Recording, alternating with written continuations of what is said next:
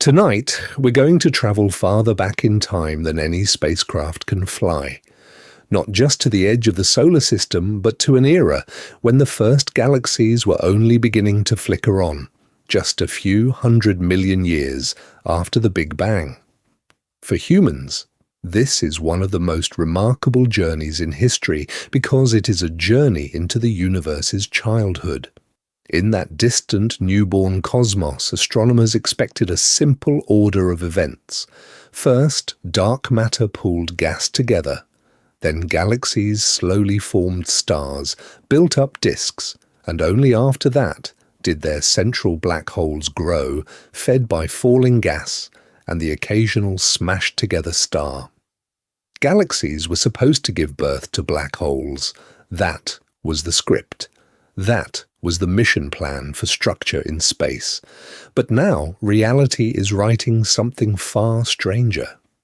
A new observation from the James Webb Space Telescope reveals a quasar, where the black hole looks older, more massive and more evolved than the fragile, unfinished galaxy wrapped around it.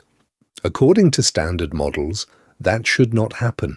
No one predicts a universe where the baby galaxy is the afterthought and the black hole is already acting like a fully grown monster.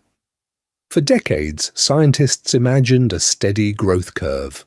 Small stellar remnants merge, gas trickles in. Over hundreds of millions, then billions of years, a modest black hole at a galaxy's center swells into a supermassive giant. Prediction: galaxy first, black hole second.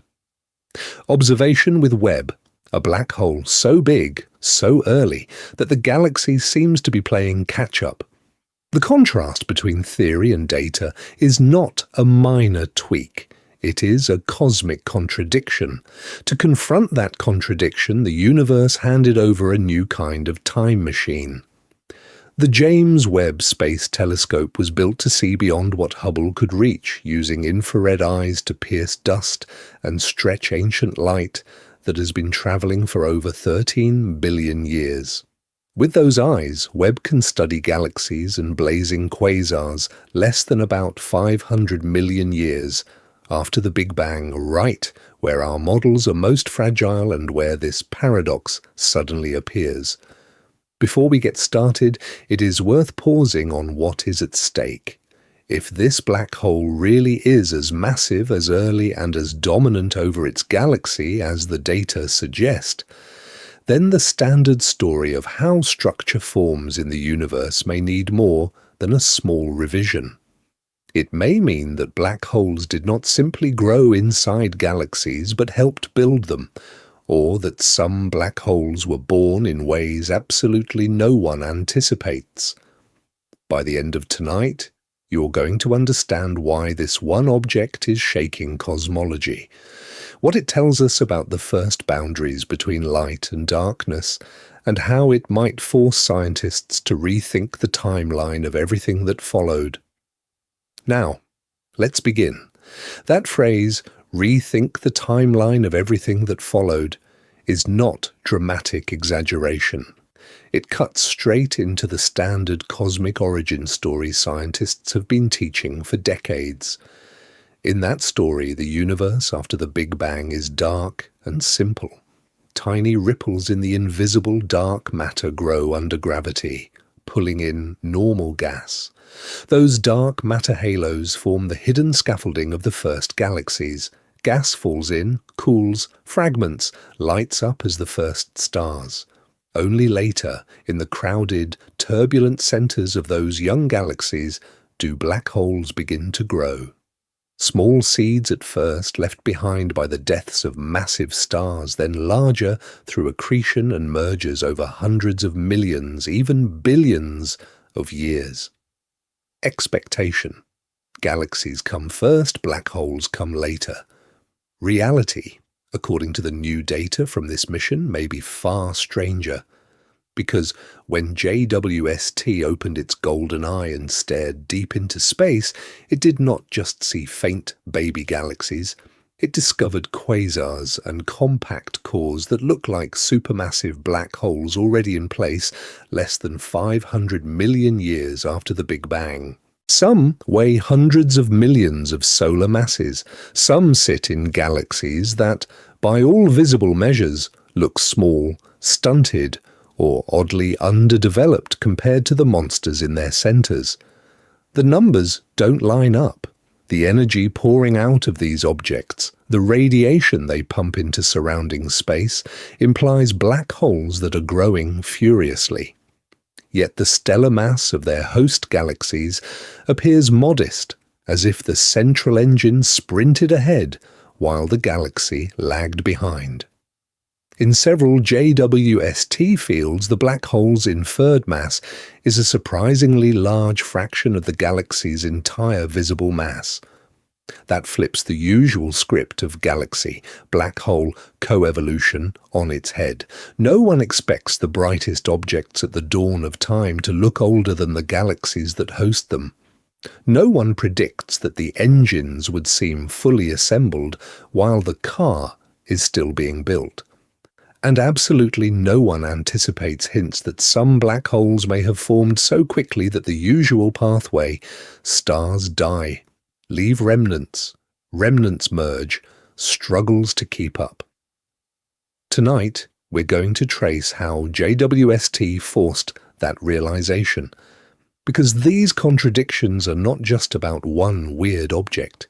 They ripple through our entire picture of structure formation, dark matter's role, and the growth of complexity in the cosmos. Before we get started on the details, here is the promise. This video will walk through 7 major challenges JWST is posing to the old story of galaxy, black hole coevolution. From impossible growth rates to galaxies that seem too light, to energy outputs that ignore every neat scaling relation textbooks love. And just as earlier spacecraft missions revealed that the solar system's edge was nothing like the smooth boundary models predicted, JWST is now revealing that we did not fully understand our own cosmic origin story. By the end of tonight, you're going to understand why serious scientists are now willing to ask a once unthinkable question. What if black holes came first and galaxies were the wind-blown debris left to assemble around them? To answer that, we have to confront the first paradox in detail. So, if that first paradox already has your brain doing orbital maneuvers, you're in exactly the right place. This channel exists for people who enjoy that feeling, who want their picture of space to be shattered and rebuilt with better data, sharper questions, and stranger possibilities. Most channels celebrate what scientists already understand. Here, the focus is on the edges of the map, the places where the models crack, where the equations say impossible, but the photons collected by a spacecraft say, look again. If that sounds like home, you're part of this mission already. Before we get started on the details of how a black hole can look older than its galaxy, take a second to do the one thing that actually changes what this channel can attempt next. Tap like or subscribe if episodes like this are the kind of deep dive you want more of. It takes a moment. The impact for a channel built around high-effort space investigations is huge. Here's why that click matters.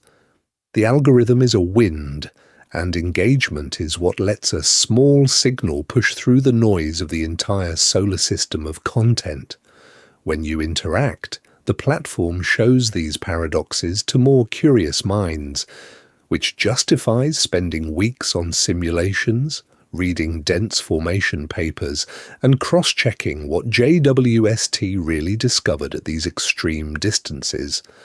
That's how the channel can keep doing episodes on galaxies at redshift 10, on the structure of the cosmic web, on why no one predicts certain black holes should exist, and yet they do. Engagement is not just a vanity metric, it is the fuel that lets long-form, research-heavy missions launch beyond the easy topics. Tonight, we're going to stay with the questions long enough to make them uncomfortable. Astronomers thought galaxies had to assemble first, slowly building stars and gas disks, and only then, over hundreds of millions of years, letting a central black hole grow by swallowing matter and merging with others. That's the standard script: galaxy, then black hole. But JWST's early deep fields interrupted that story. It found quasars blazing less than 500 million years after the Big Bang, hosting black holes millions to billions of times the Sun's mass, while their visible galaxies look stunted, undergrown, almost like afterthoughts. The boundary between host and guest suddenly blurred. Pattern interrupt. What if the black hole is not the guest at all? What if the galaxy is the debris field, the wind-blown accumulation around an anchor that was there first? Absolutely no one anticipates rewriting the order of cosmic structure formation, and yet that is what these observations are forcing scientists to contemplate. So stay with this paradox: black holes that seem older, heavier, and more mature than the galaxies wrapped around them. By the end of tonight, you're going to understand not just the data, but the radical possibilities it opens. Now, let's begin. At the moment, we thought we understood how galaxies and black holes were supposed to grow. For decades, the story was clean, elegant, and comforting. Galaxies were the parents, black holes were the children. The universe had a clear chain of command. In that old picture, everything starts with invisible scaffolding. Dark matter collapses first, forming tiny halos in the young cosmos. These halos merge into bigger and bigger structures, a cosmic construction project known as hierarchical structure formation. Gravity pulls in ordinary gas. The gas cools, and the first stars ignite inside these halos like streetlights, flickering on in a brand new district of space. Those first stellar neighborhoods grow into proto-galaxies. Not grand spirals yet, but clumpy, chaotic islands of stars and gas orbiting inside their dark matter cocoons. Over hundreds of millions of years, small halos merge into larger ones, proto-galaxies collide and blend, and the whole solar system of structures scales up. By the end of tonight, you're going to understand how deeply this framework shaped everything scientists expected to see with modern telescopes. Inside these early galaxies, massive stars live fast and die hard. When the heaviest of them explode as supernovae, their cores collapse into black hole seeds a few 100 times the mass of the Sun. In the Standard Model, those seeds sink toward the galactic center like heavy debris sliding toward the lowest point in a basin. There, over billions of years, they feed on gas, merge with other seeds, and slowly grow into the supermassive black holes seen in mature galaxies. The key word there is slowly. Designed for a universe that takes its time, this model assumes that to reach millions or billions of solar masses, a black hole needs long, steady access to fuel and many galactic mergers. No one predicts skyscraper-scale black holes in a universe that has barely finished laying the foundations for its first cities. Feedback is the other crucial ingredient. As central black holes grow, they don't just sit quietly. They blaze as quasars, launching powerful winds and jets that can heat or expel gas from the galaxy. That outflow regulates star formation, preventing the galaxy from turning all its gas into stars at once. In this co-evolution picture, galaxy and black hole grow together, locked in a feedback loop. Change one and the other responds. Galaxies, in this analogy, are cities. Stars are the houses, the suburbs, the street grids. The central black hole is the downtown skyscraper district. You expect the neighborhoods to form first, then, over billions of years, the skyline slowly climbs. No one expects a tiny town with a single traffic light to suddenly host a megastructure piercing the clouds. So under this model, finding a fully grown supermassive black hole inside a baby galaxy just a few 100 million years after the Big Bang should be almost impossible. The timeline is too short, the fuel supply is too limited, the mergers haven't had time to stack up. And absolutely no one anticipates a black hole that looks older and more massive than the fragile galaxy wrapped around it. That is the boundary JWST is now crossing. Because when this spacecraft stared back to the era of cosmic dawn, what it discovered did not fit the script. That is the boundary JWST is now crossing. Because when this spacecraft stared back to the era of cosmic dawn, what it discovered did not fit the script. To understand why, you need to see what JWST is really doing. It is not just taking pretty pictures, it is turning space into a time machine. Tonight, we're going to follow its gaze all the way back to when the first structures in the universe were still switching on. Here is the core idea. Light is fast, but not infinitely fast. When a galaxy sits 13 billion light-years away, its light has spent 13 billion years crossing the expanding universe to reach this solar system. So the farther out you look, the further back in time you see. Look-back time turns distance into history. A nearby galaxy shows you the recent universe. A galaxy on the edge of JWST's vision shows you a universe still glowing from the Big Bang.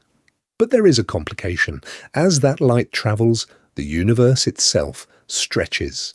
Space expands, and the waves of light riding through it get stretched as well. Blue light becomes red. Red light gets pushed into the infrared.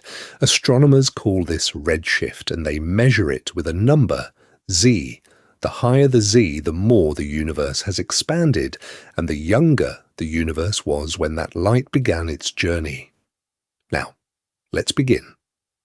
JWST is tuned precisely for this stretched, ancient light. Its mirrors and instruments are optimized for infrared wavelengths, the glow of very distant, very old galaxies whose visible light has been dragged far beyond what the Hubble Space Telescope could see. When scientists talk about redshifts greater than 10, Z10, they are talking about light that left its source less than about 500 million years after the Big Bang. By the end of tonight, you're going to understand why that number is terrifying for current models. At Z10, the first real galaxies are just emerging from a universe filled with neutral hydrogen. Stars are young. Heavy elements are rare. The cosmic web is only beginning to assemble into the vast clusters and filaments that define the large-scale system today. To reach this era, JWST uses a deep field strategy. It stares at patches of sky that look empty, holding its gaze for tens of hours. No one expects much from a region with almost no visible galaxies, yet when the data come down, those tiny fields explode into thousands of faint smudges. Infant galaxies, candidate quasars, and compact points of light whose spectra are pushed far into the infrared. And this is where the paradox appears. In some of those deep fields, scientists discovered objects whose central black holes look fully grown while their host galaxies look fragile and unfinished. The engines are oversized. The chassis is barely there. Black holes weighing hundreds of millions of suns, sitting in galaxies that seem too small, too young, and too disorganized to have built them. No one predicts that. Absolutely no one anticipates finding what looks like a veteran black hole inside a rookie galaxy, less than 500 million years after the universe began. Yet JWST keeps sending back candidates that push in exactly that direction, so the question becomes unavoidable. If galaxies did not have time to grow these monsters, where did they come from? To answer that, the story has to go even earlier, into ideas that challenge how structure formed in the first place. To answer that, the story has to rewind to a different alarm bell. Long before JWST, the universe had already started whispering that something was off. Now, let's begin with a word that sounds poetic but is, in practice, a cosmic blowtorch: quasar. A quasar is not a separate kind of object from a galaxy. It is a phase. A moment when a galaxy's central supermassive black hole is swallowing matter so furiously that the light from the accretion disk outshines every star in the host galaxy in visible and ultraviolet wavelengths. One compact region smaller than the solar system, outradiating hundreds of billions of suns. In the late 1990s and 2000s, ground-based telescopes and the Hubble Space Telescope pushed deeper into space and farther back in time. They discovered quasars at redshifts around 6 and 7. That means the light left them when the universe was less than 1 billion years old. Yet many of these quasars were powered by black holes weighing 1 billion times the mass of the Sun, not 10 suns, not 1 million, 1 billion. By the end of tonight, you're going to understand why that number is a problem. In the standard picture, the first black holes form as stellar corpses, the remnants of the very first massive stars. These seeds might start at tens or hundreds of solar masses. From there, they grow by accreting gas and merging with other black holes. There is even a theoretical speed limit on how fast they can grow, set by the Eddington limit. Push gas in too fast, and the radiation pressure blows the inflow back out. Run the clock forward under generous assumptions. Continuous accretion, near the Eddington rate, no long droughts where the black hole starves. It is still hard to stretch 100 solar mass seed into 1 billion solar mass giant in under 1 billion years. The math comes out tight, too tight. The universe does not leave much margin. No one expects cosmology to be comfortable. But this was more than a minor annoyance. These early quasars were like signposts at the edge of the observable timeline, announcing that supermassive black holes had already finished a growth marathon before galaxies had fully settled into the familiar shapes seen in the local universe. Theorists responded the way scientists usually do when the data pushes against the model but does not quite break it. They tweaked. Perhaps the first seeds formed earlier than expected, in special regions where dark matter halos collapsed fast. Perhaps accretion could be more efficient, with clever ways to funnel cold gas straight to the center. Perhaps, for brief periods, black holes could grow above the Eddington limit in short, furious bursts. The galaxy first picture survived. Galaxies still assembled in the standard lambda CDM framework, then lit up their cores when conditions were right. The early quasars were treated as extreme, but not impossible. Before we get started with JWST, hold that thought, because when a new spacecraft extended our vision beyond Hubble's reach, those extreme quasars stopped looking like rare exceptions and started to look like the opening act to a much stranger show. Now, let's begin with the universe's original black hole blueprint. In the standard picture, galaxies and black holes grow up together. Clouds of gas fall into dark matter halos, fragment into stars, merge into proto-galaxies, and only then, in those crowded, turbulent cores, do the first serious black hole seeds switch on. By the end of tonight, you're going to understand why that tidy timeline is suddenly under fire. The first scenario is the classic one: stellar remnant seeds. In the very early universe, the first generation of stars, population 3 stars, ignite in pristine hydrogen and helium. No heavy elements. No recycled debris from earlier stars, because there are no earlier stars. That makes them huge, hundreds of times the mass of the Sun, burning hot and short. When these giants die, they explode as supernovae and leave behind black holes tens to maybe a few hundred solar masses. From there, the mission is simple, at least on paper.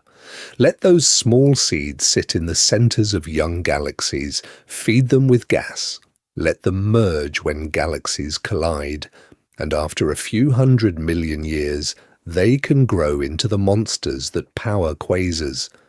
Expectation: small beginnings, long growth, galaxies first, supermassive black holes later. But scientists quickly discovered a problem. Some quasars shine when the universe is less than 1 billion years old. To grow that fast from tiny stellar remnants, those black holes would have to eat at or beyond theoretical limits almost continuously. No one predicts that every seed gets that lucky. So a second idea emerged: direct collapse black holes. Under very special conditions, a massive, pristine gas cloud in a young halo might skip normal star formation entirely. Instead of breaking into many small stars, the whole cloud collapses in on itself, forming a single black hole weighing 10,000 to 1,000,000 suns in one go. No gradual climb from stellar mass. A leap straight into heavyweight territory. This demands a delicate balance. The gas must stay hot enough to avoid fragmenting, the radiation field must suppress cooling, and the environment has to be quiet enough that the collapse completes. It's rare, but if it happens, those seeds can reach supermassive scales much faster. There's a third pathway: runaway collisions in dense star clusters. Imagine a young galaxy's core packed with stars so tightly that they repeatedly crash together. One star grows by swallowing neighbors, becoming a supermassive star that finally collapses into an intermediate mass black hole, hundreds to tens of thousands of solar masses. Another shortcut, powered by chaos. Here's the pattern interrupt. In all of these scenarios, galaxies are not an afterthought. They are the stage, the scaffolding, the gravitational well that makes seed formation possible. Even when collapse is direct, it still happens in a proto-galactic structure. So what happens when a spacecraft like JWST looks back to the first few 100 million years and finds black holes that appear fully grown while their galaxies look stunted or late to the party? If the seeds are this big, this early, which of these pathways, if any, can survive? Or does the universe need an even darker origin story? To see why that's so disturbing, you need to know how tight the cosmic schedule really is. Tonight, we're going to run the clock from the very beginning and see just how little time the universe gives those first black holes to grow. Now, let's begin. Roll the clock back to time 0, the Big Bang. In the first fraction of a second, space, time, and energy erupt from an almost unimaginably hot, dense state. Within minutes, protons and neutrons fuse into the first light, nuclei, hydrogen, helium, and a trace of lithium. That brief flash of nuclear fire is called Big Bang nucleosynthesis, and it shuts off almost as quickly as it begins. Then the universe just expands and cools. For 380,000 years, electrons are still roaming free, scattering light and keeping space opaque, a glowing plasma ocean. When it finally cools enough for electrons to bind to nuclei, neutral atoms appear. This moment is recombination. Light decouples from matter, racing off in all directions. Today, spacecraft and ground observatories detect that ancient glow as the cosmic microwave background, a faint radio hiss from every direction in the sky. After that, the lights go out. No stars yet, no planets, just dark matter, neutral gas, and gravity. This is the cosmic dark ages. Tiny ripples in density grow slowly as gravity pulls matter into invisible dark matter halos, building the scaffolding of the first galactic systems. By about 100 to 200 million years after the Big Bang, something changes. In the deepest wells of those halos, gas collapses, heats, and ignites. The first stars turn on. They're massive, short-lived, and incredibly bright in ultraviolet. Their radiation begins to carve ionized bubbles into the neutral hydrogen, launching the era of rionization and seeding the first faint galaxies beyond our current solar system neighborhood. In standard models, galaxies do not appear overnight.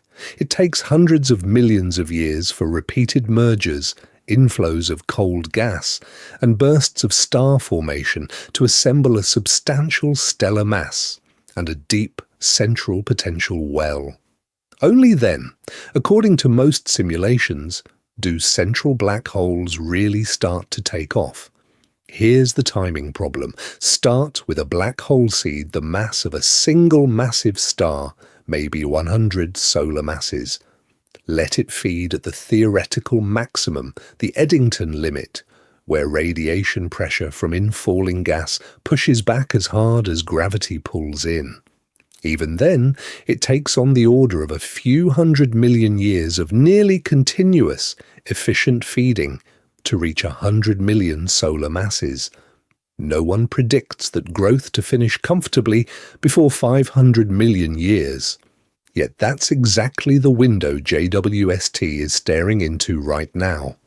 By the end of tonight, you're going to understand why finding giant black holes in that era means the first stars, galaxies, and black holes are all racing a cosmic clock that leaves almost no margin for error. So, when models say there shouldn't be enough time, the obvious next question is, time for what? For this.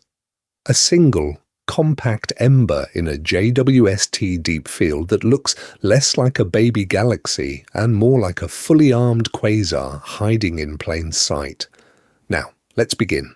Picture a tiny red dot at the edge of the observable universe buried in one of JWST's longest exposures.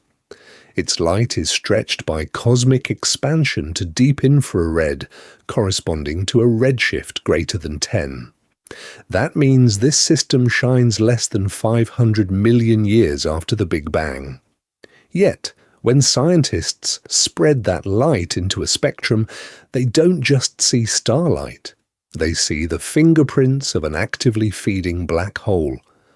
The spectrum shows broad emission lines, features smeared out over thousands of kilometers per second. Those widths tell you how fast gas is whipping around the central object.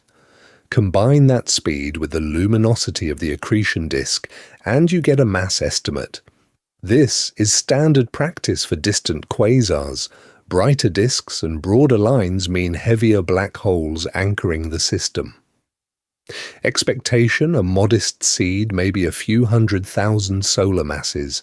Reality, the numbers come back in the tens of millions, possibly brushing 100 million suns, packed into a region smaller than our solar system.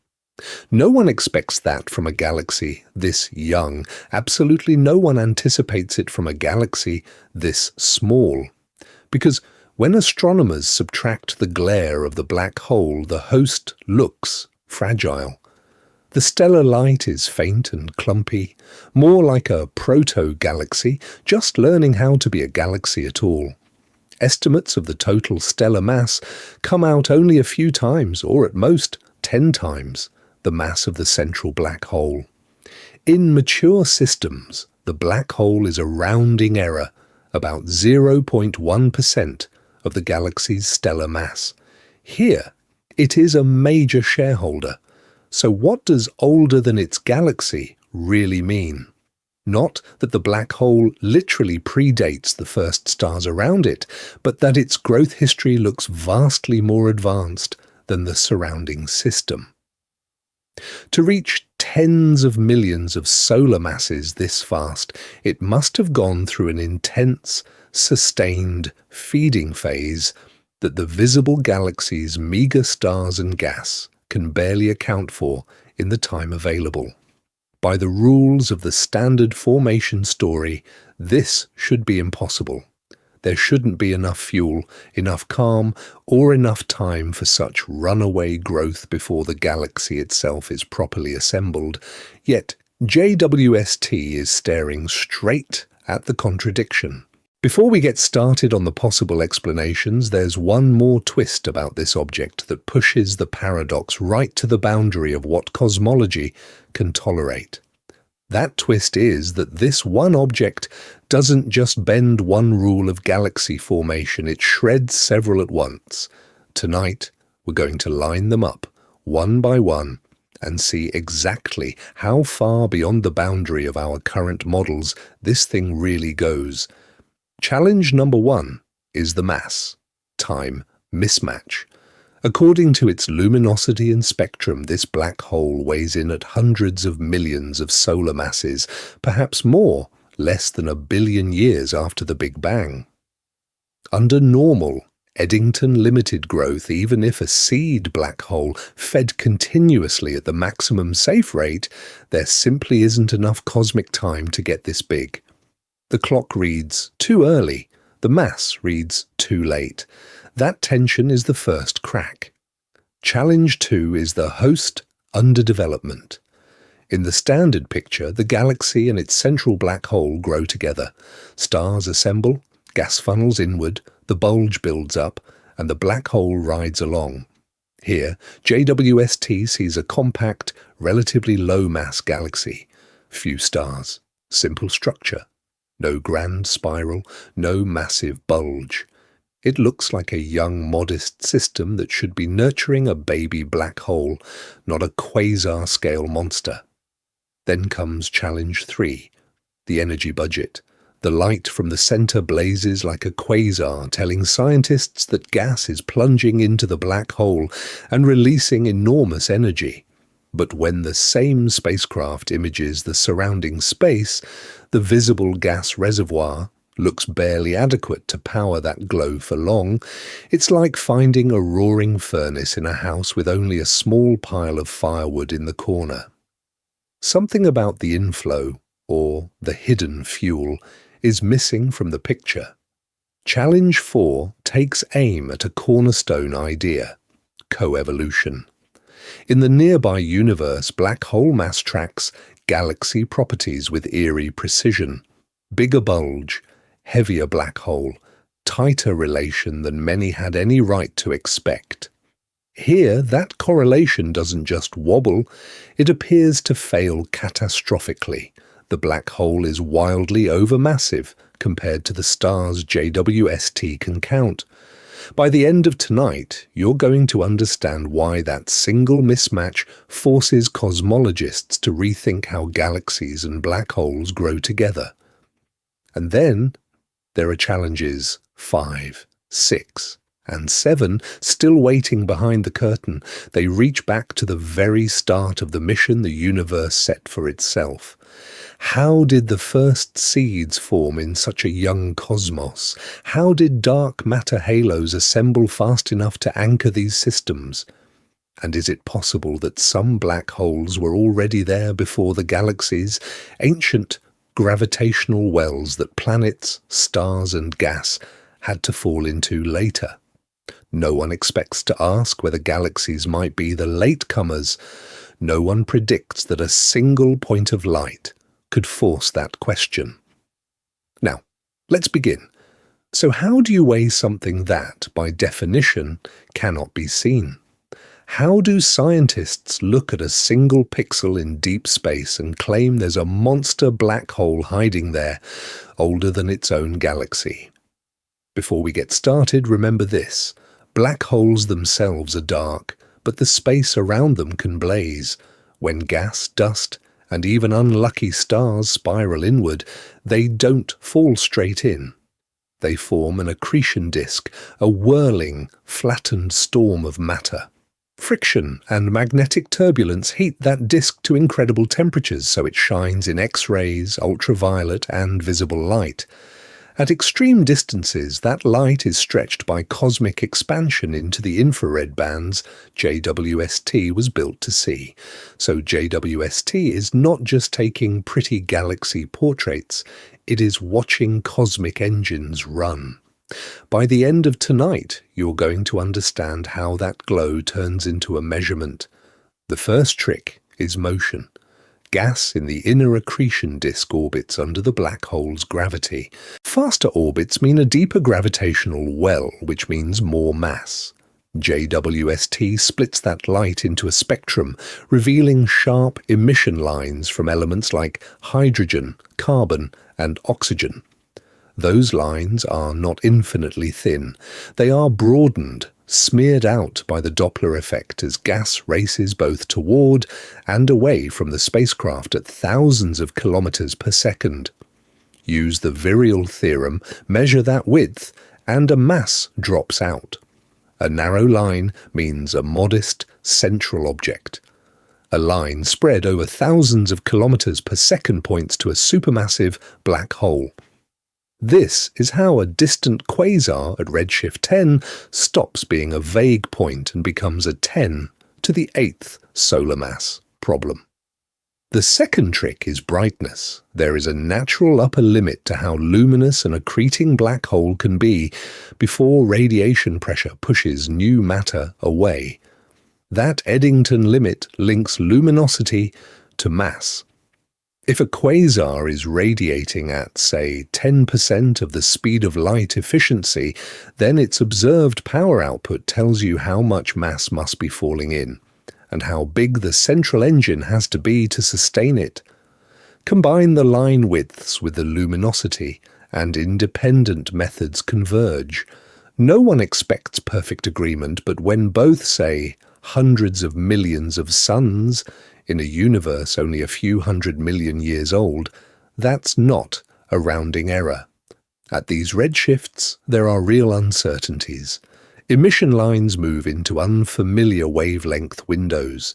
The host galaxies are tiny, faint, and tangled with their own dust. Models of accretion, physics, and radiation transfer, tuned on nearby systems, have to be pushed far beyond their comfort zone. No one predicts that calibrations built in the modern universe will slide neatly into place only 400 million years after the Big Bang. Yet the orders of magnitude are stubborn. Shift the efficiency, the geometry, the viewing angle.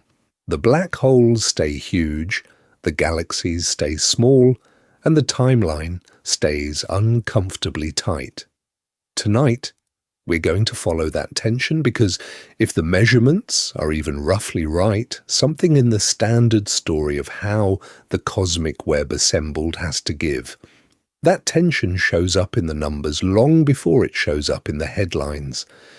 In the local universe where galaxies are old, relaxed, and well measured, scientists discovered something almost eerily tidy.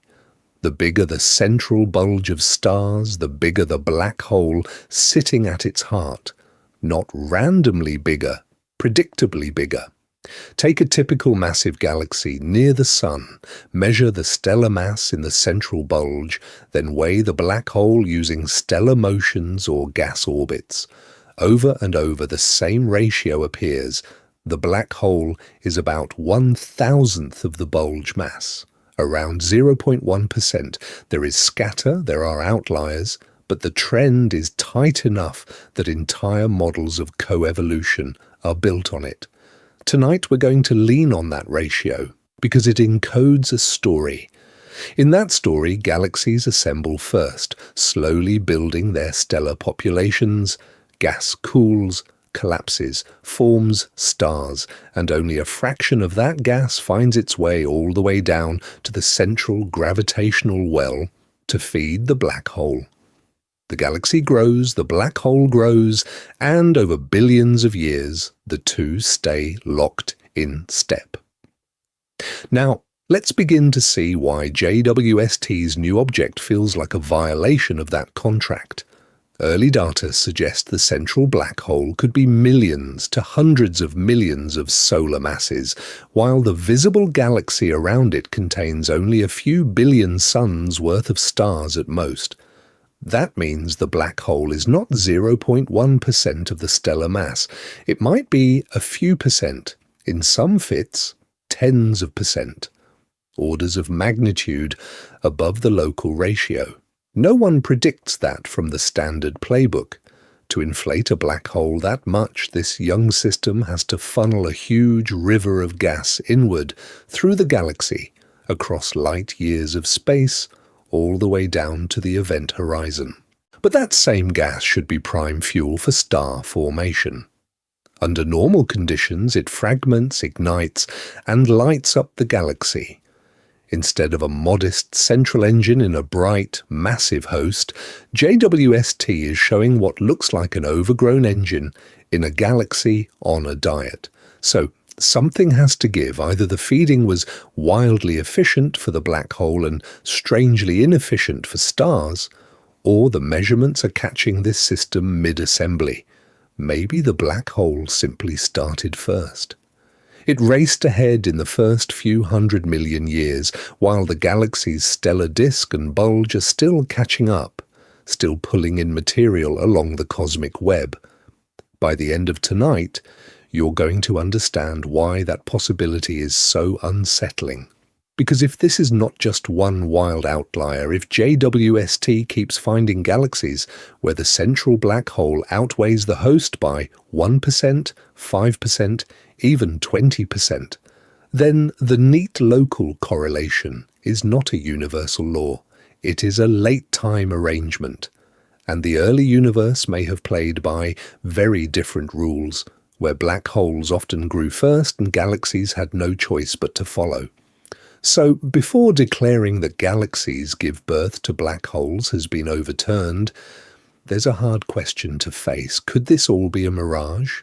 Could measurements, models, or the way JWST sees space be conspiring to fool scientists into thinking these black holes are older and heavier than they really are?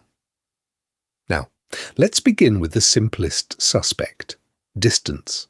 JWST often starts with photometric redshifts, using brightness through different filters to estimate how much the universe's expansion has stretched the light.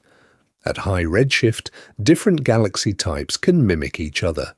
A dusty, closer galaxy can pretend to be a pristine, very distant one. That's a known trap. But for several of these extreme candidates, astronomers followed up with spectroscopy. They split the light into fine-grained spectra and measured precise emission lines. Those lines lock the redshift down. For objects at Z10, that means less than about 500 million years after the Big Bang. The distances are real. If the distance is right, maybe the mass is wrong. Here, gravitational lensing steps onto the stage. Massive structures between us and the early universe bend space-time, magnifying background galaxies like natural telescopes. A modest black hole, seen through a strong lens, could masquerade as a monster. Tonight, we're going to push on that idea, because no one predicts these early giants without checking lensing first. Astronomers model lensing by mapping out the foreground mass, looking for nearby galaxy clusters, measuring shear patterns, and hunting for telltale multiple images or stretched arcs. If a foreground cluster is doing the heavy lifting, the same background source often appears in several places, with characteristic distortions. In some JWST fields, that's exactly what is discovered. But here's the catch. For a number of the most puzzling black hole candidates, there is no obvious massive lens, no clean multiple images, and the detailed line properties do not match a strongly lensed, low-mass imposter. Lensing can tweak the numbers. It does not erase the basic problem. Then there are selection effects. JWST is not giving a neutral census of the early universe. It is exquisitely tuned to find the brightest, most extreme objects beyond the previous Hubble boundary. By the end of tonight, you're going to understand that this is both a feature and a warning label. The telescope is biased toward overachievers. No one expects to see the quiet majority first.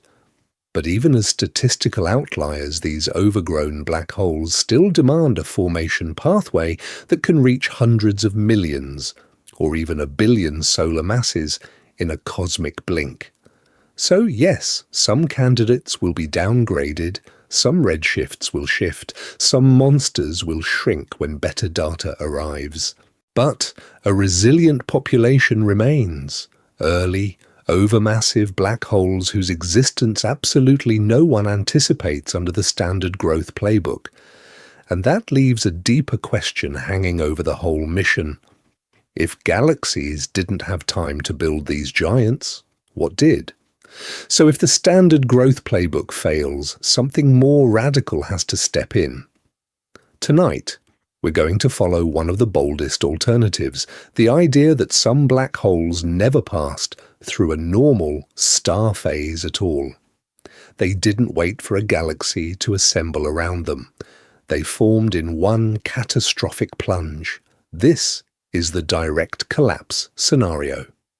In the very early universe, before the familiar planets and solar systems, the first dark matter halos pulled in pristine hydrogen and helium gas from the cosmic web. Under ordinary conditions, that gas cools, fragments, and lights up as the first generation of stars. But in a few rare regions, the rules change.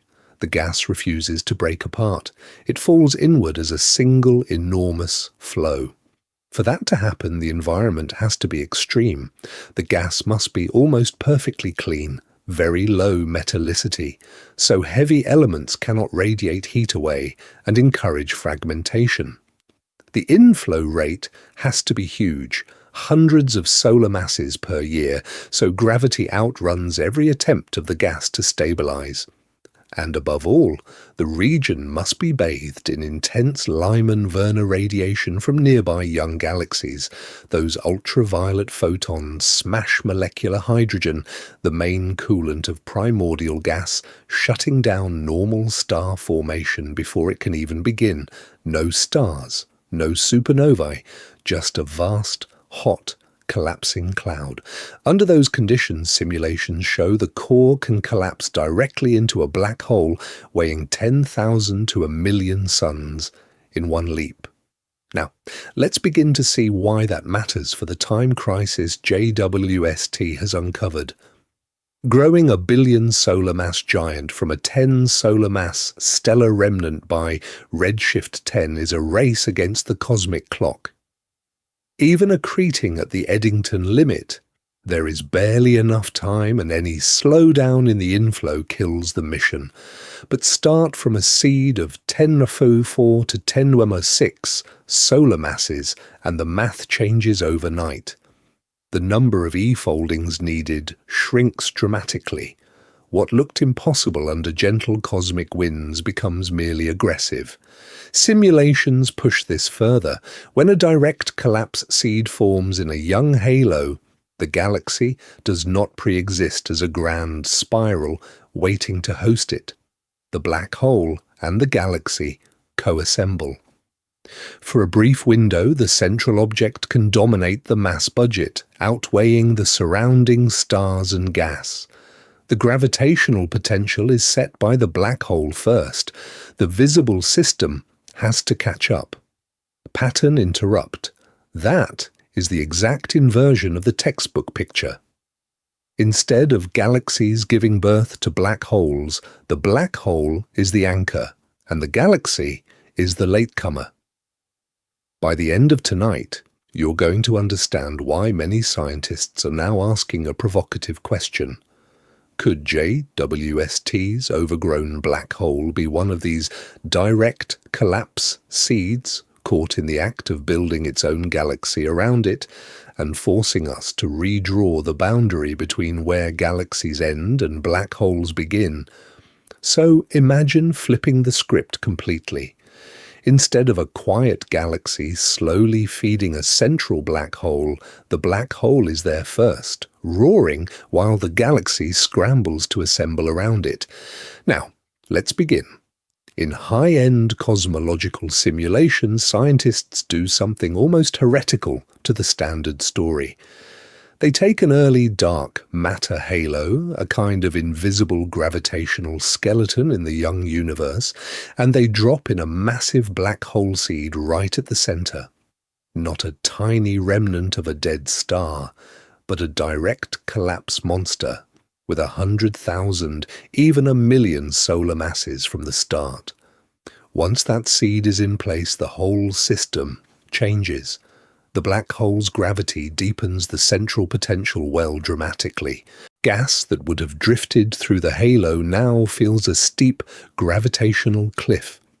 It falls inward faster, compresses harder, and heats up.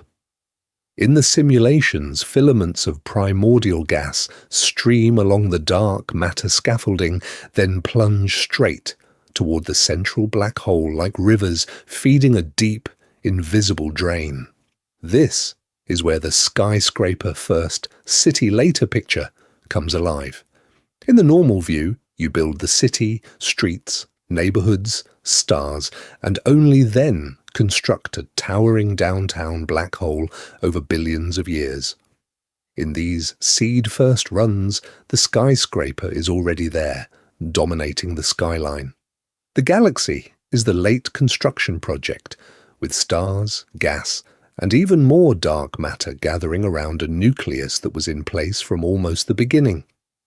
The black hole doesn't just sit there. As it feeds, it lights up, accretion disks form, temperatures soar, and the system turns into a quasar, blazing across space. That radiation and the powerful outflows it drives carve out cavities in the infalling gas. Jets and winds slam into the surrounding medium, heating it, pushing it back, even throwing it out of the halo entirely. So the same gravity that accelerates galaxy growth can also throttle it. Star formation surges when cold gas makes it in, then stalls when feedback blows that gas away. No one expects this balance to be gentle. No one predicts a smooth rise from seed to serene galaxy. The simulations show cycles: rapid feeding, violent blowout, quiet cooling, then collapse again. Over hundreds of millions of years, the result is a compact, dense stellar core wrapped around a massively overgrown black hole. Here's where JWST walks onto the stage. When it stares deep into cosmic time, it finds tiny, intensely bright points that look more like naked nuclei than fully formed galaxies. The host starlight is faint, hard to detect, maybe still under construction. It's as if the skyscraper's floodlights are on, but the surrounding city blocks are only half built. Tonight, we're going to follow those clues, because some of JWST's most compact, overpowered sources may be exactly these seed-first systems, catching galaxies in the act of growing around their own black holes and hinting that the universe's first structures were far stranger than our standard timeline allows. Those seed-first systems point to a deeper possibility. What if some black holes never needed galaxies at all because they were born with the universe itself? Now, let's begin with an idea that sounds like pure science fiction but sits right on the edge of serious cosmology: primordial black holes. These are not the corpses of dead stars. They are black holes that would have formed in the first fractions of a second after the Big Bang, when space was so dense and chaotic that entire regions could collapse under their own gravity before atoms, planets, or even normal galaxies existed. In the standard picture, The early universe after inflation looks smooth. Tiny ripples in density, 1 part in 100,000, grow over hundreds of millions of years into galaxies and clusters. But some inflation models do something more dramatic. They predict rare patches where the density spike is not a gentle ripple, but a towering wave. If a region is overdense enough, within a narrow mass range, gravity wins instantly. The hot plasma inside the young cosmic horizon cannot push back. That patch collapses into a black hole on the spot. The wild part is the range of possible sizes. Designed for a universe of smooth fluctuations, many scientists expected only stellar remnants to make black holes.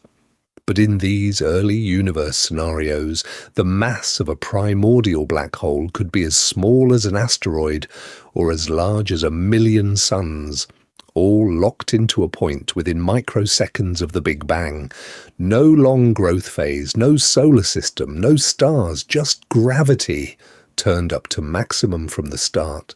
Because they form so early, these objects have been proposed as candidates for dark matter, the invisible mass that outweighs normal matter by a factor of 5 and shapes the large-scale structure of space.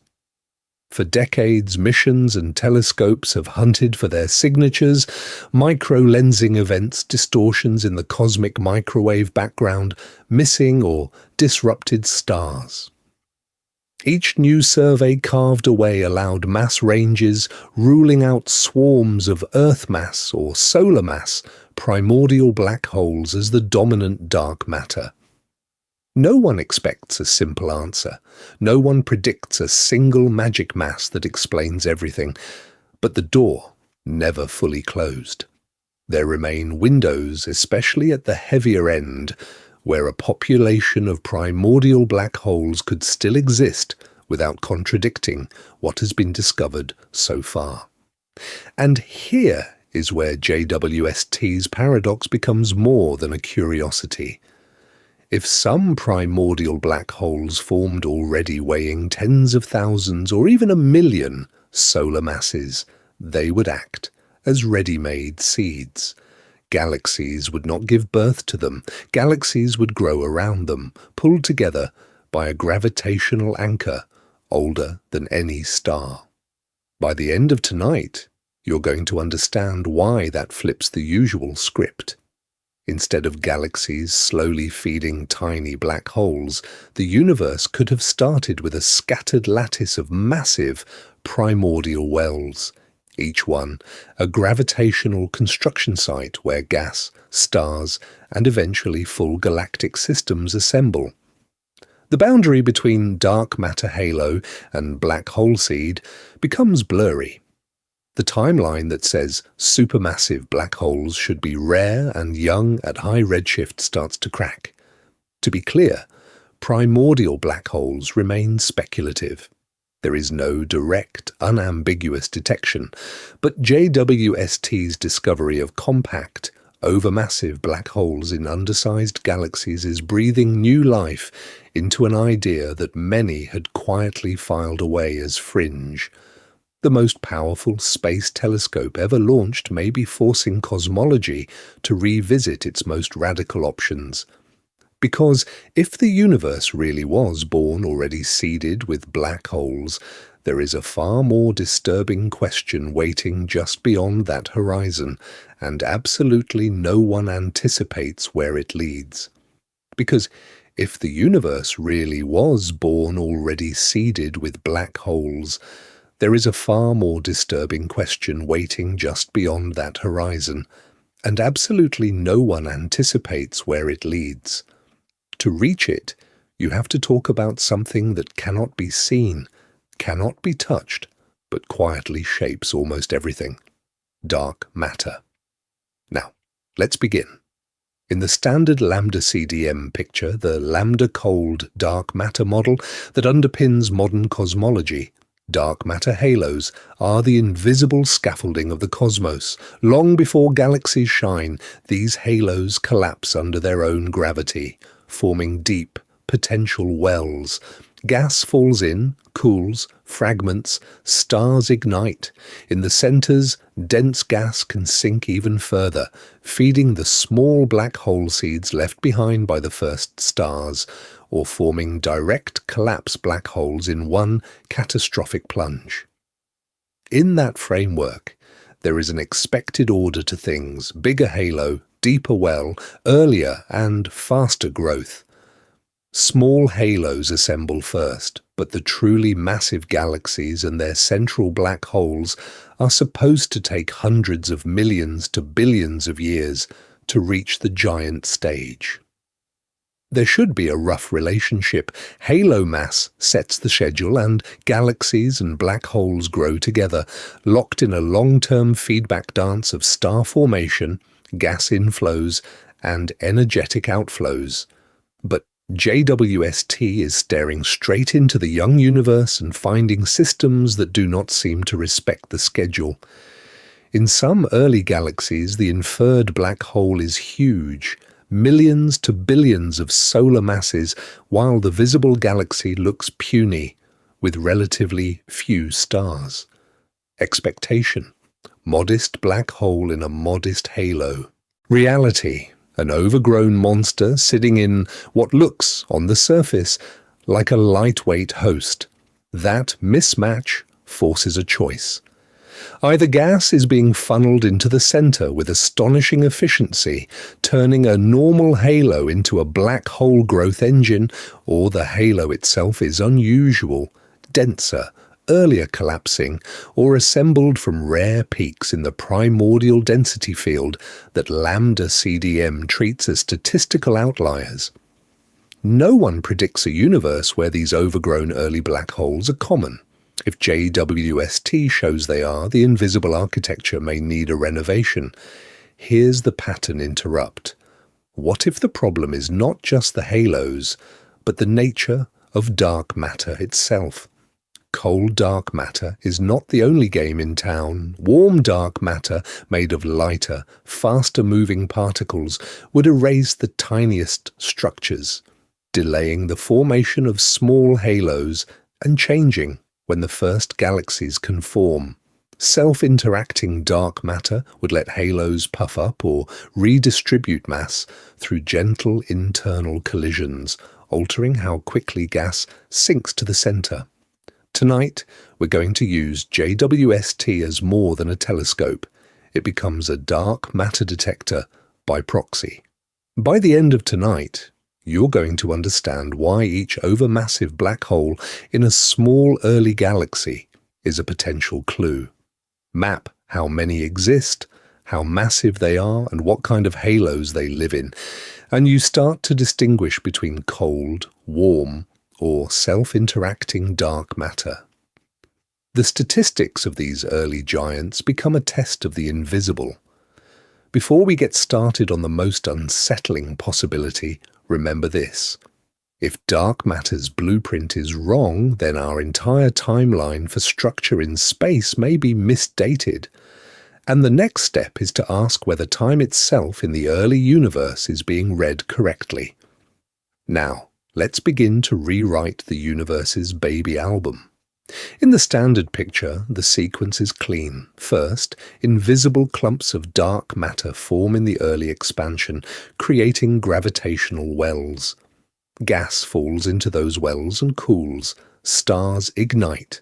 Collections of stars become proto-galaxies. Only then, in crowded stellar cores, do the first black hole seeds appear from collapsing massive stars. Over hundreds of millions of years, those seeds feed, merge, and grow into the supermassive black holes that now anchor galaxy centers. The family tree runs in one direction. Galaxies give birth to black holes. That tidy order gives scientists a way to understand structure in space. Dark matter sets the scaffolding. Baryonic gas paints it in. Stellar winds, supernovae, and radiation regulate the growth. The central black hole is supposed to be a latecomer, a consequence of the galaxy's life, not its cause. In lambda CDM simulations, if you watch time-lapse movies of the first billion years, you see halos, then stars, then galaxies, then bright central engines. But the JWST data hint at a different script. Imagine a black hole first sequence. Dark matter halos still form, but instead of waiting for generations of stars, some halos either inherit primordial black holes from the Big Bang or trigger direct collapse black holes from pristine gas. The result is a quasar-like core that lights up almost immediately, with the galaxy assembling around an already massive anchor. In this story, the central engine isn't the baby of the family, it is the parent. Tonight, we're going to lean into how radical that is. A 10 to the 8th solar mass black hole at redshift 10 is a problem for the old script, but it is natural if the universe seeded black holes early and often. The bright point comes first, the messy halo of young stars and gas trails behind. There is also a hybrid possibility. The cosmos may not choose one pathway, it may run several in parallel. Some regions follow the traditional order, stars first, galaxy next, modest seed black hole last. Other regions, perhaps the densest or most metal-free, skip the queue and jump straight to direct collapse. A few rare patches might even host primordial black holes that predate any galaxy, turning the usual parent-child relationship on its head.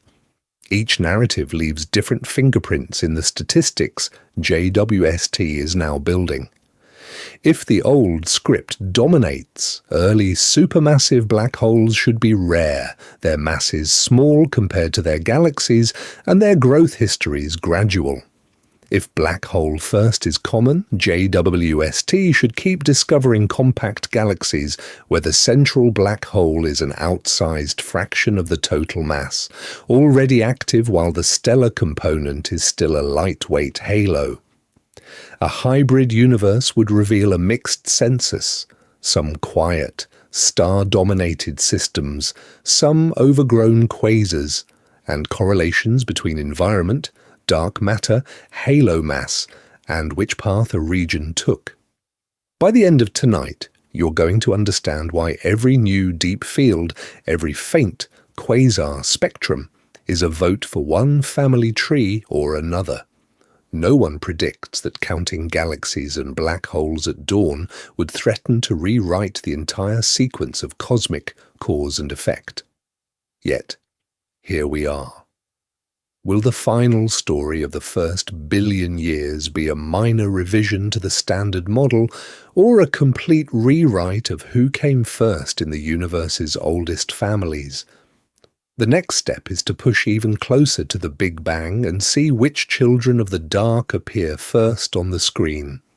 To judge who really came first, you have to bring in the referee of modern cosmology, a model with a deceptively simple name.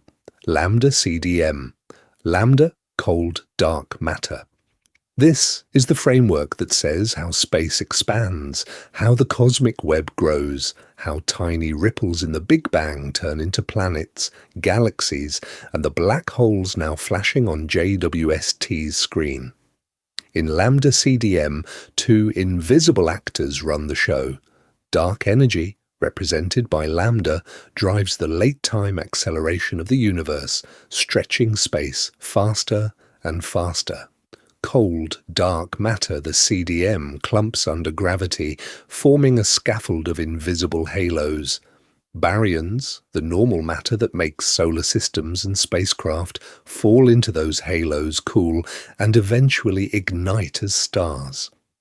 By the end of tonight, you're going to understand why those assumptions are suddenly under pressure. This model does not just describe expansion, it predicts a tempo. Small halos form first, then merge into bigger ones, then into the massive structures that can host giant galaxies and central black holes. The rate of that hierarchical growth sets a hard expectation at very high redshift, There simply should not be many enormous galaxies or billion solar mass black holes. There has not been enough cosmic time to build them. Yet JWST keeps finding bright, massive systems uncomfortably early. Galaxies at redshift 10, 12, even beyond, shining as if they already contain tens of billions of stars. Quasar-like objects, whose inferred black hole masses brush up against 1 billion suns when the universe is only a few 100 million years old. No one predicts this abundance with the simplest lambda CDM recipes. Absolutely no one anticipates black hole adults in what should still be a cosmic neonatal unit. And this is not an isolated surprise. Before we get started blaming a single telescope, remember that other surveys had already whispered that the universe might be forming structure a bit too fast. Some galaxy counts from Hubble, some early quasar demographics. Lambda CDM survived those hints with tweaks to star formation efficiency and dust. But JWST's deeper reach pushes the tension into a regime where the scaffolding itself might be questioned. At the same time, other cracks have opened. Different ways of measuring the Hubble constant, the current expansion rate of space, disagree by more than their quoted errors. Local measurements using supernovae and standard candles give a faster expansion than early universe inferences from the cosmic microwave background. That Hubble tension feeds directly into how quickly dark matter halos can assemble and how rapidly black holes can feed. So, are these early giants a sign that lambda CDM is slightly mistuned, or that a deeper ingredient is missing? Tonight, we're going to explore both possibilities. Perhaps dark energy evolves with time. Perhaps dark matter is not perfectly cold, or perhaps the physics is fine and the modeling is not. Feedback from young stars and black holes, obscuring dust, and selection effects could all conspire to make ordinary galaxies look extraordinary. Now, let's begin to ask the dangerous question. If lambda CDM really is wrong at early times, what new kind of universe would be required to grow a black hole older than its own galaxy? And how far beyond the standard boundary would that push everything we thought we understood? So, before rewriting the universe, there's an uncomfortable possibility to confront. Maybe the paradox is not entirely in the cosmos. Maybe part of it is in our eyes. Early galaxies are not pristine crystal islands in space. They can be packed with dust, tiny grains of carbon and silicates forged in the first generations of stars. That dust is ruthless. It absorbs the ultraviolet and optical light that young stars pour out, then re-emits that energy in the infrared. JWST was built to chase that glow, but even with those gold-plated mirrors, there are regimes where the signal is faint, blended, or confusing. What looks like a small, underdeveloped galaxy might actually be a massive system wrapped in a dusty cocoon. Here's the twist. A bright, accreting black hole doesn't care about subtlety. As gas spirals in, it heats to millions of degrees and blazes across the spectrum. At high redshift, that compact engine can outshine every star in its host combined. The result? The galaxy looks smaller, lighter, and less evolved than it really is, while the central black hole looks impossibly dominant. Expectation, a modest seed in a growing city of stars. Reality, a quasar spotlight that drowns the city out. On top of that sits a quieter, more insidious effect, surface brightness dimming. As galaxies are pushed to greater distances, their total light spreads over a larger apparent area and fades with the square of the distance and then again with cosmic redshift. Extended, faint components like diffuse stellar halos and outer disks sink below JWST's detection threshold first. What survives the cut are the compact, high contrast cause. So the telescope's deep fields are biased toward the brightest knots, not the full architectural blueprint. Tonight, we're going to treat that as a warning label because it means the tiny host around a giant black hole might only be the visible tip of a much broader, low-surface brightness structure. The boundary between galaxy and background can be far murkier than the crisp images suggest. Astronomers know this, and they fight back statistically. They build simulations of galaxies, smear them with dust, dim them with distance, then run them through virtual JWST instruments to see what would be recovered.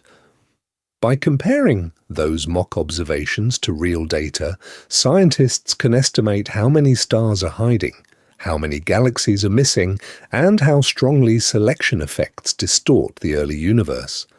But here's the pattern interrupt. Those corrections work best for large populations, not for one jaw-dropping object that looks older than its own galaxy. For that single system, the uncertainties stack: dust geometry, viewing angle, accretion variability, lensing, and the de-biasing never quite catches up. By the end of tonight, you're going to understand that dust and bias can soften the paradox, not erase it. They might shrink the black hole to galaxy mass ratio, or reveal that the host is less puny than it appears. Yet, even generous corrections still leave several black holes too big, too early. No one predicts that every anomaly will vanish into the noise, so something genuinely unusual is happening in the early universe. The question is no longer whether the data are misleading us. The question is, even after accounting for everything we can, why do these ancient engines still look like they're running ahead of their galaxies, and what kind of formation channel could possibly feed them that fast? So if these ancient engines really are running ahead of their galaxies, the next question is brutal and simple. Can the universe itself confirm that story, not just with light, but with sound? Not sound in air, but ripples in space-time. Tonight, we're going to step from JWST's silent images into the faint roar of gravitational waves. Before we get started, picture a different kind of observatory. Not a telescope with mirrors, but a set of L-shaped detectors on Earth. LIGO in the United States, Virgo in Europe, CAGRA in Japan. Watching for changes in distance smaller than a proton's width. Designed to test Einstein and catch the mergers of ordinary stellar corpses, they instead opened a door to a hidden population of black holes. The expectation was modest, a few mergers of black holes around 10 solar masses, spinning rapidly, born from massive stars in familiar galaxies. The reality was stranger. They detected dozens of events, including black holes 30, 40, even 60 times the mass of the Sun, with spins so low that no one expects them from standard stellar evolution alone. The boundary between theory and observation cracked a little every time another oddly heavy, oddly quiet pair slammed together. Those weird mergers are more than curiosities. Certain primordial or direct collapse scenarios predict exactly this kind of pattern: distinctive merger rates, clumps of masses, and characteristic spins that gravitational wave detectors can test.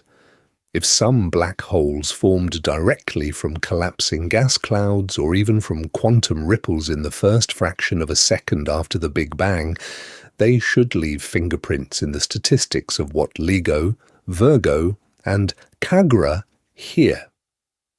Now, let's begin to push this out to truly cosmic scales. Ground-based detectors are deaf to the deep bass notes from massive black holes in the centers of young galaxies. For that, scientists are building a space mission, LISA, the Laser Interferometer Space Antenna. 3 spacecraft, millions of kilometers apart, flying in a triangle around the Sun, using laser beams to listen for mergers of black holes tens of thousands or millions of times the Sun's mass. By the end of tonight, you're going to understand why that matters for JWST. JWST shows the bright glare of quasars and the faint glow of baby galaxies at redshifts 8, 10, even higher. LISA will be sensitive to the slow, rising chirps of their central black holes spiraling together all the way back into that same early era. Light gives the portrait, waves give the heartbeat. Combine them, and something powerful happens. Electromagnetic observations reveal where the gas is, how the galaxy is growing, how much fuel the black hole is swallowing. Gravitational waves reveal the hidden mergers, the true mass, the spin, the growth history that no telescope can see. If black holes really came first, there should be mergers in regions of space where the galaxies are barely assembled or even invisible. No one predicts the moment when this becomes obvious, but absolutely no one anticipates what it will feel like the first time humanity both sees and hears a pair of ancient black holes collide, objects that began growing before their host galaxy was fully born. That single event would not just support the black hole first picture, it would turn the early universe from a silent movie into a surround sound system and force the next question. If black holes led the way, what else in our cosmic timeline is out of order? So let's meet one of those out of order objects. Tonight, we're going to drop in on a single point of light that should not exist, where and when it does, a quasar candidate so extreme that even seasoned scientists had to double-check the clock on the universe. On the JWST NARCam mosaics of the Sears Deep Field near right ascension 1490 Mounts and declination plus 152 degrees, there is a source the team nicknamed the Overachiever. Catalogue number Sears JSOL19+5250, redshift Z approximately 11. That means the light left when the cosmos was under 430 million years old, less than 3% of its current age, at a time when the first normal galaxies are just beginning to assemble. The original plan is simple. Take long integrations in several near-infrared filters, let the faintest galaxies in space reveal themselves, then move on. No one expects a blazing quasar this early. No one predicts broad emission lines powered by a monster black hole. And absolutely no one anticipates that the host galaxy will look like an afterthought. Before we get started on the implications, look at what the mission actually did.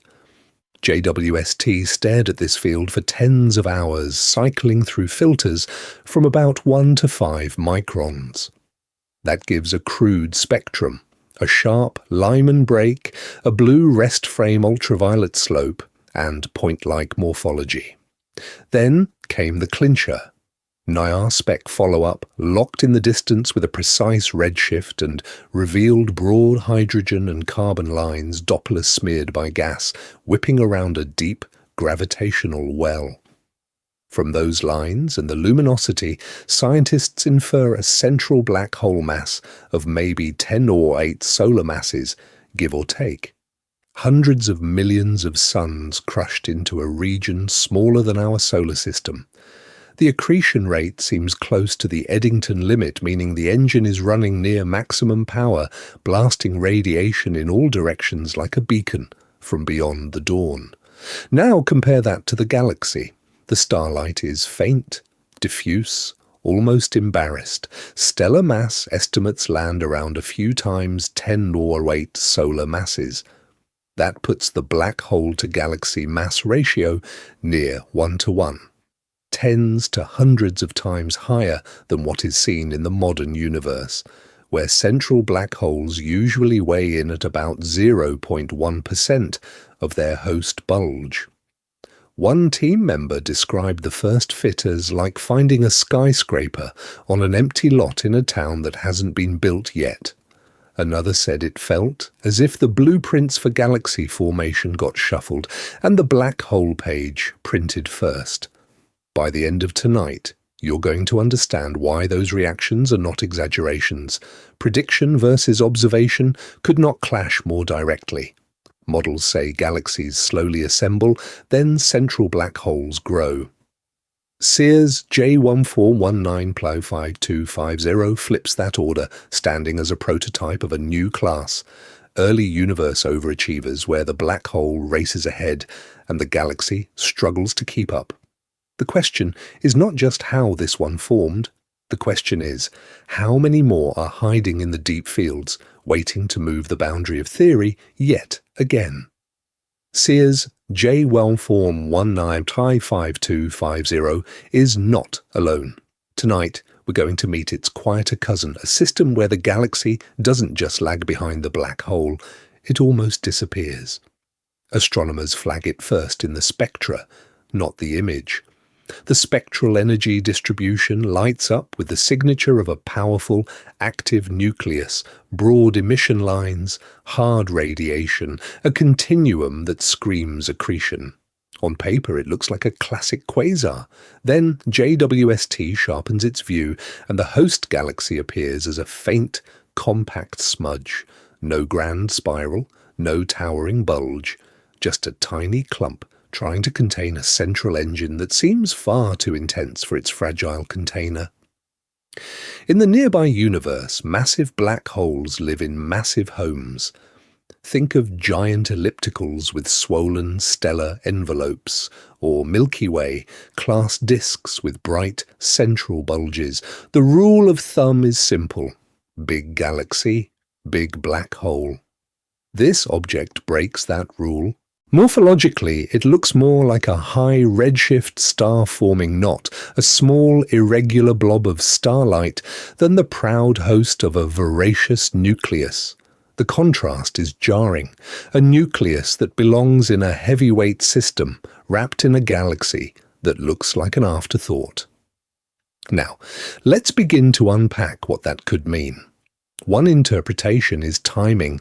The galaxy may still be assembling its dark matter halo and gas reservoir already in place, but its stars only just igniting. In that picture, the black hole has found a way to grow fast, through rapid gas inflow or even direct collapse, while the stellar population lags behind. Another option is concealment. Dust and gas can smother starlight, hiding a more substantial host behind a veil that even JWST's infrared eyes strain to penetrate. There is a third possibility, and it pushes the imagination. Perhaps most of the mass here is not yet in stars at all, but locked in dark matter and cold gas. The visible galaxy would then be the tip of a much larger gravitational iceberg. The black hole sits at the center of that potential well, feasting on inflowing material, while star formation has not yet caught up. In that scenario, the usual hierarchy, galaxy first, black hole later, starts to look reversed. Before we get started on grand conclusions, there is a pattern interrupt hidden in the statistics. This system is not a lonely outlier. Stacking analyses where scientists co-add the light of many faint sources reveal excess nuclear emission in populations of tiny galaxies. Population studies show that compact, underluminous hosts with disproportionately bright centers recur across the early universe. No one predicts that so many fledgling systems would look like this, but the data keep pointing in the same direction. By the end of tonight, you're going to understand why that matters. If these puny-looking galaxies with oversized engines are common, then the early cosmic landscape is not a gentle progression from small galaxies to larger ones with slowly growing black holes. It is a race where, in many lanes, the black hole surges ahead from the starting gun. The boundary between galaxy and quasar seed blurs, and the next step is to ask whether our formation models can survive that inversion, or whether the universe is hinting at a deeper rewrite still to come. The boundary has shifted. A moment ago, the race was between galaxies and their own central engines. Now, the question is harsher. If black holes can win from the starting gun, does the entire rulebook of the cosmos need to change, or do we just need to understand the racetrack better? In broad strokes, the community splits into two camps. One camp says the underlying cosmology, lambda CDM, with dark matter and a cosmological constant, is probably fine. The expansion history, the way large-scale structure grows, the scaffolding of the cosmic web, those pieces still match a huge range of observations. What seems off, they argue, is the sub-grid astrophysics layered on top, the messy details of how gas, stars and black holes behave inside that scaffolding. The other camp is willing to ask a more radical question. If a black hole appears older than its galaxy, if massive quasars are everywhere JWST looks in the early universe, maybe the problem is not just the simulation recipes. Maybe the entire mission profile of our cosmological model needs an upgrade. Before we get started tearing up the foundations, the conservative approach is to push astrophysics as far as it can go. That means exploring ways for black holes to grow faster without violating the core equations.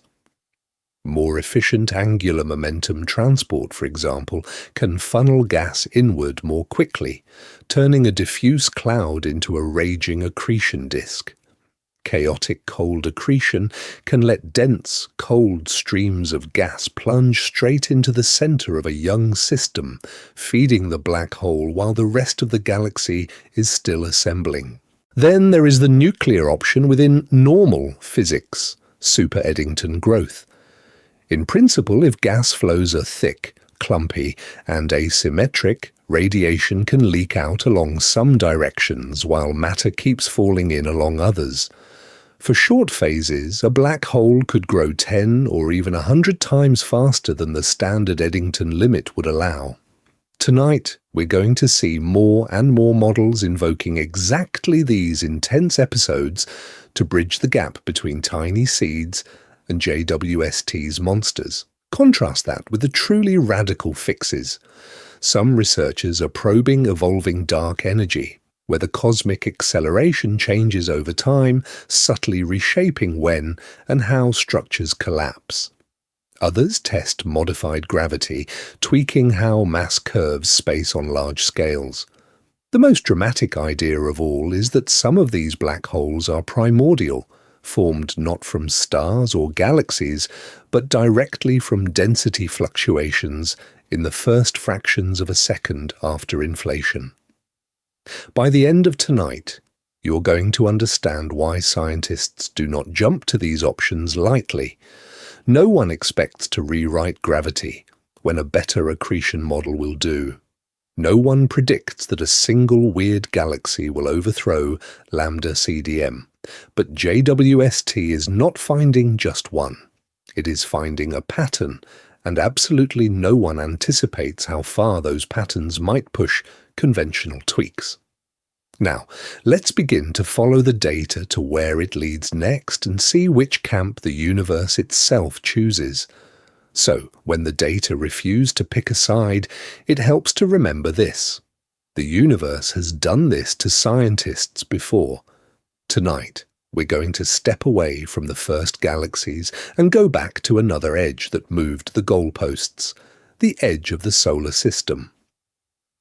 Before we get started on black holes that might be older than their galaxies, picture Voyager 1 plunging through the outer solar wind. The original models drew a clean line. Inside that line, the sun's wind dominates. Outside, interstellar space takes over, a simple boundary between the solar system and everything beyond. That was the theory. Reality was messier. Voyager 1 hit the termination shock at about 94 astronomical units, much farther than predicted. The solar wind didn't just stop, it slowed, heated, and turned turbulent. Years later, at around 121 AU, it crossed the heliopause, the true boundary where the interstellar medium pushed back hard enough to finally stop the outward flow. Two edges, two very different transitions, and then Voyager 2 crossed both at different distances again. The pattern was unmistakable. A line on a chalkboard had become a layered, irregular frontier. The heliosphere was not a neat sphere, but a distorted bubble, compressed in the direction of the galactic headwind and stretched in others. The edge of the solar system turned out to be a whole region, with gradients, shocks, and overlapping influences instead of a single step. By the end of tonight, you're going to understand why that story matters for galaxies and black holes. Because something similar happened in cosmology. For decades, the mental picture was clean. First, no galaxies at all. Then small galaxies of young stars. Only after enough time, gas and mergers did supermassive black holes grow in their centers, fed by accretion and collisions over hundreds of millions of years. In that picture, there was a simple boundary in time. Before, the universe had galaxies without big black holes. After, galaxies with central monsters switched on as quasars. One side of the line was quiet assembly, the other blazing accretion. JWST is shredding that boundary. Deep fields are turning up quasars at redshifts beyond 10, when the universe was less than 500 million years old. Some host black holes that appear to be a huge fraction of, or even comparable to, the mass of their entire visible galaxies. In a few cases, the inferred growth history of the black hole seems to demand that it began forming almost as soon as the first stars could ignite. The analogy to Voyager's frontier becomes hard to ignore. What looked like a sharp transition between no galaxies and galaxies with black holes is starting to look like a layered dawn. Star formation, black hole growth, and galaxy assembly are not lining up in a neat sequence. They are overlapping phases, pushing and pulling on each other, like the solar wind and the interstellar medium, interpenetrating around the heliopause. That does not mean the entire framework of cosmic structure formation is wrong. Just as the heliopause models survived by gaining shocks, sheaths, and asymmetries, galaxy formation theory may survive by adding new layers, heavier seed black holes, faster early accretion, or environments that collapse more quickly than expected. No one predicts that the core ideas will evaporate, but absolutely no one anticipates how far the details might have to bend. And if Voyager taught anything, it's this. When an edge becomes a region, hidden dynamics are waiting inside. The question now is what those hidden dynamics are doing at cosmic dawn, and whether JWST has already flown through the first shock without anyone realizing it. So, when a black hole at cosmic dawn looks older than the galaxy wrapped around it, there are two options. Either the universe broke the rules, or the clocks used to time the race are slightly off. Now, let's begin. The standard growth story for a supermassive black hole is slow and methodical. Gas falls in, heats up, shines, and the radiation pushes back on the inflow. That balance sets an accretion efficiency, a duty cycle for how often the black hole is on, and a feedback strength that can blow gas out of the galaxy. Change those three knobs, and the growth time changes dramatically. In a mature solar system, galaxy like the Milky Way, those knobs are tuned by metals, elements heavier than helium forged in previous generations of stars. Metals help gas cool, fragment, form stars, and drive winds. But at redshift 10 or 12, the gas is almost pristine. Metal poor.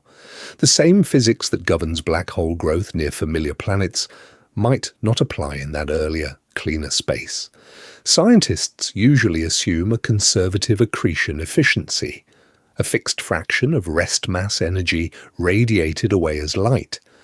That works for quasars at later times, but if early disks were thicker, more chaotic, or threaded by stronger magnetic fields, they could, in principle, funnel gas inward more efficiently, radiate differently, or both.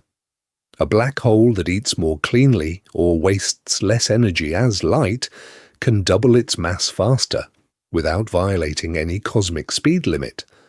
Then there's the duty cycle. Models often build in long, quiet phases when feedback clears gas and the black hole rests. No one expects a baby universe drowning in cold gas to behave that politely. If early black holes accreted almost continuously on for 80 or 90% of the time instead of 10 or 20, they effectively live in fast forward. A billion-year growth track can be compressed into a few 100 million years. Pattern interrupt. What if the galaxies are the ones that are late, not the black holes that are early? Stellar population models at high redshift translate JWST's infrared light into stellar mass and age. But those models lean on assumptions about metallicity, initial mass functions and dust that are calibrated in the nearby universe. If early stars were, on average, more massive or hotter than the templates suggest, the same observed light could hide far more mass. That means a galaxy that looks puny compared to its central black hole might actually be heavier and older than the plots admit. Even a 0.2 or 0.3 dex shift, tens of percent in stellar mass, a small tweak in growth time, can relax the tension between impossible black hole masses and what lambda CDM predicts. By the end of tonight, you're going to understand that part of the mystery may not be that cosmic dawn broke the rules, but that the timing marks were painted for a different regime. Our cosmic clocks were set using local conditions. JWST, by pushing far beyond that boundary, is forcing a subtle but profound recalibration. And the next step is to ask whether changing the clocks is enough, or if the script of structure formation itself has to be rewritten. If the script might be wrong, the next question is brutal. How fast can the simulators rewrite it? For the last decade, some of the biggest space missions have never left Earth. They run on supercomputers, Illustris, Eagle, Fire, Simba, enormous cosmological simulations that evolve billions of particles, tracking dark matter, gas, stars and black holes from the Big Bang to the present day. Their job is simple to state and hard to execute. Start with a nearly uniform early universe, let gravity and physics run, and see whether the cosmic web of galaxies and central black holes that emerges looks like what telescopes actually see. Before JWST, those virtual universes did a decent job. They matched the galaxy population at moderate distances. They produced supermassive black holes in big galaxies by late times. The mission seemed on track. Then JWST looked back to when the universe was only a few 100 million years old. And the boundary between prediction and observation cracked. Many of the pre-JWST runs underproduced massive galaxies and central black holes at those redshifts. In the simulations, the early universe was quieter, dimmer, slower. On the sky, JWST discovered compact, blazing objects that looked like they had skipped the queue. No one expects a code written to match the local universe to nail the first 500 million years on the first try. No one predicts that a single new spacecraft will expose that gap so quickly, and absolutely no one anticipates how fast theorists will respond. Tonight, we're going to watch the simulators race to catch up. Across the world, teams are spinning up new campaigns with updated physics. By the end of tonight, you're going to understand why the details matter so much. They are experimenting with heavier seed black holes, not just the light remnants of the first stars, but direct collapse seeds, 100,000 or 1,000,000 times the mass of the Sun, dropped into young halos as soon as conditions allow. They are dialing up accretion, letting early black holes gulp gas, close to or even above the standard Eddington limit for brief, furious phases of growth. At the same time, they are reshaping feedback, the way black holes and stellar winds heat, stir, and sometimes eject gas from their host galaxies. Too violent and galaxies stay small and starved. Too gentle, and everything overgrows. The new runs test different feedback channels, from tightly collimated jets to wide thermal blasts, to see which combination can grow big black holes without shredding the fragile galaxies around them. Early results are striking. When simulations allow for direct collapse seeds and short, rapid growth episodes, they begin to produce objects that look suspiciously JWST-like. Overmassive black holes sitting in still assembling galaxies, bright quasars lighting up the young cosmic web. The prediction, observation, mismatch shrinks, but it does not vanish.